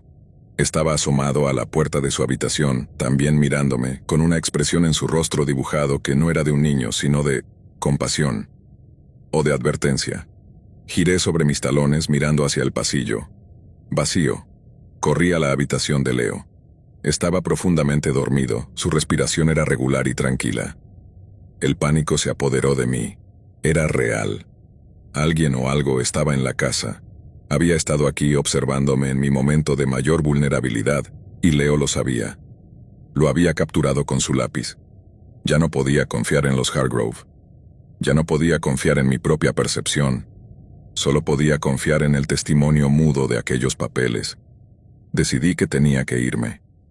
Esa noche, reuní mis cosas con manos temblorosas, decidida a cargar a Leo en el coche y llevarme a un motel, a la policía, a cualquier sitio que no fuera aquella caja de cristal maldita.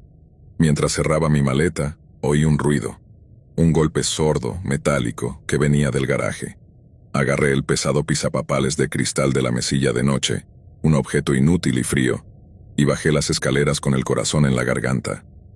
La puerta del garaje, que siempre estaba cerrada, estaba entreabierta.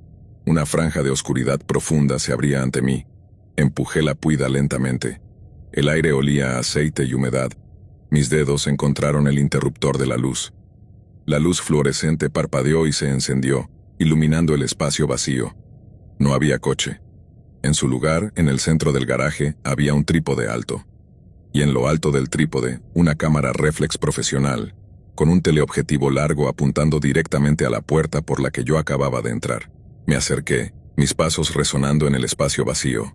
La cámara estaba encendida, la luz piloto roja brillaba como un ojo maligno. Al tocarla, estaba caliente. Había estado grabando. Y entonces lo vi. Pegado con cinta adhesiva al cuerpo de la cámara, había un pequeño dibujo de Leo. Era un plano detalle del objetivo de la cámara, y dentro del cristal del objetivo se veía mi propio rostro, grotescamente distorsionado por el miedo. No estaba loca. Estaba siendo cazada. Un movimiento detrás de mí. Me giré blandiendo el pisapapales.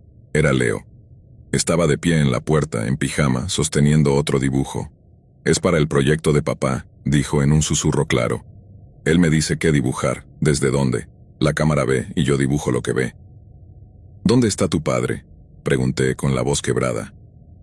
Leo señaló con el mentón hacia la cámara. «Siempre está mirando». Miré el dibujo que sostenía. Era una imagen de mí, en ese preciso momento, en el garaje, con el pisapapales en alto, y la expresión de horror absoluto en mi rostro. La perspectiva era desde la cámara en el trípode. El señor Hargrove no estaba de viaje. Nunca lo había estado. Estaba en alguna parte, quizás en una habitación segura de la casa, o en otro país, observando cada uno de mis movimientos a través de ese objetivo. Usando a su hijo emocionalmente vulnerable como su prolongación artística, su instrumento para documentar mi lento descenso a la locura. Un experimento perverso, un juego de poder y control. Dejé caer el pisapapales, el cristal se hizo añicos en el suelo de cemento, pero el sonido me pareció lejano, ahogado por el zumbido en mis oídos. Agarré la mano fría de Leo. «Vámonos», dije, «ahora». Y salimos del garaje, dejando atrás el ojo incesante de la cámara, cruzamos la casa silenciosa y salimos a la noche fría, hacia mi coche, hacia la carretera, hacia cualquier lugar que estuviera fuera del ángulo imposible de aquel objetivo.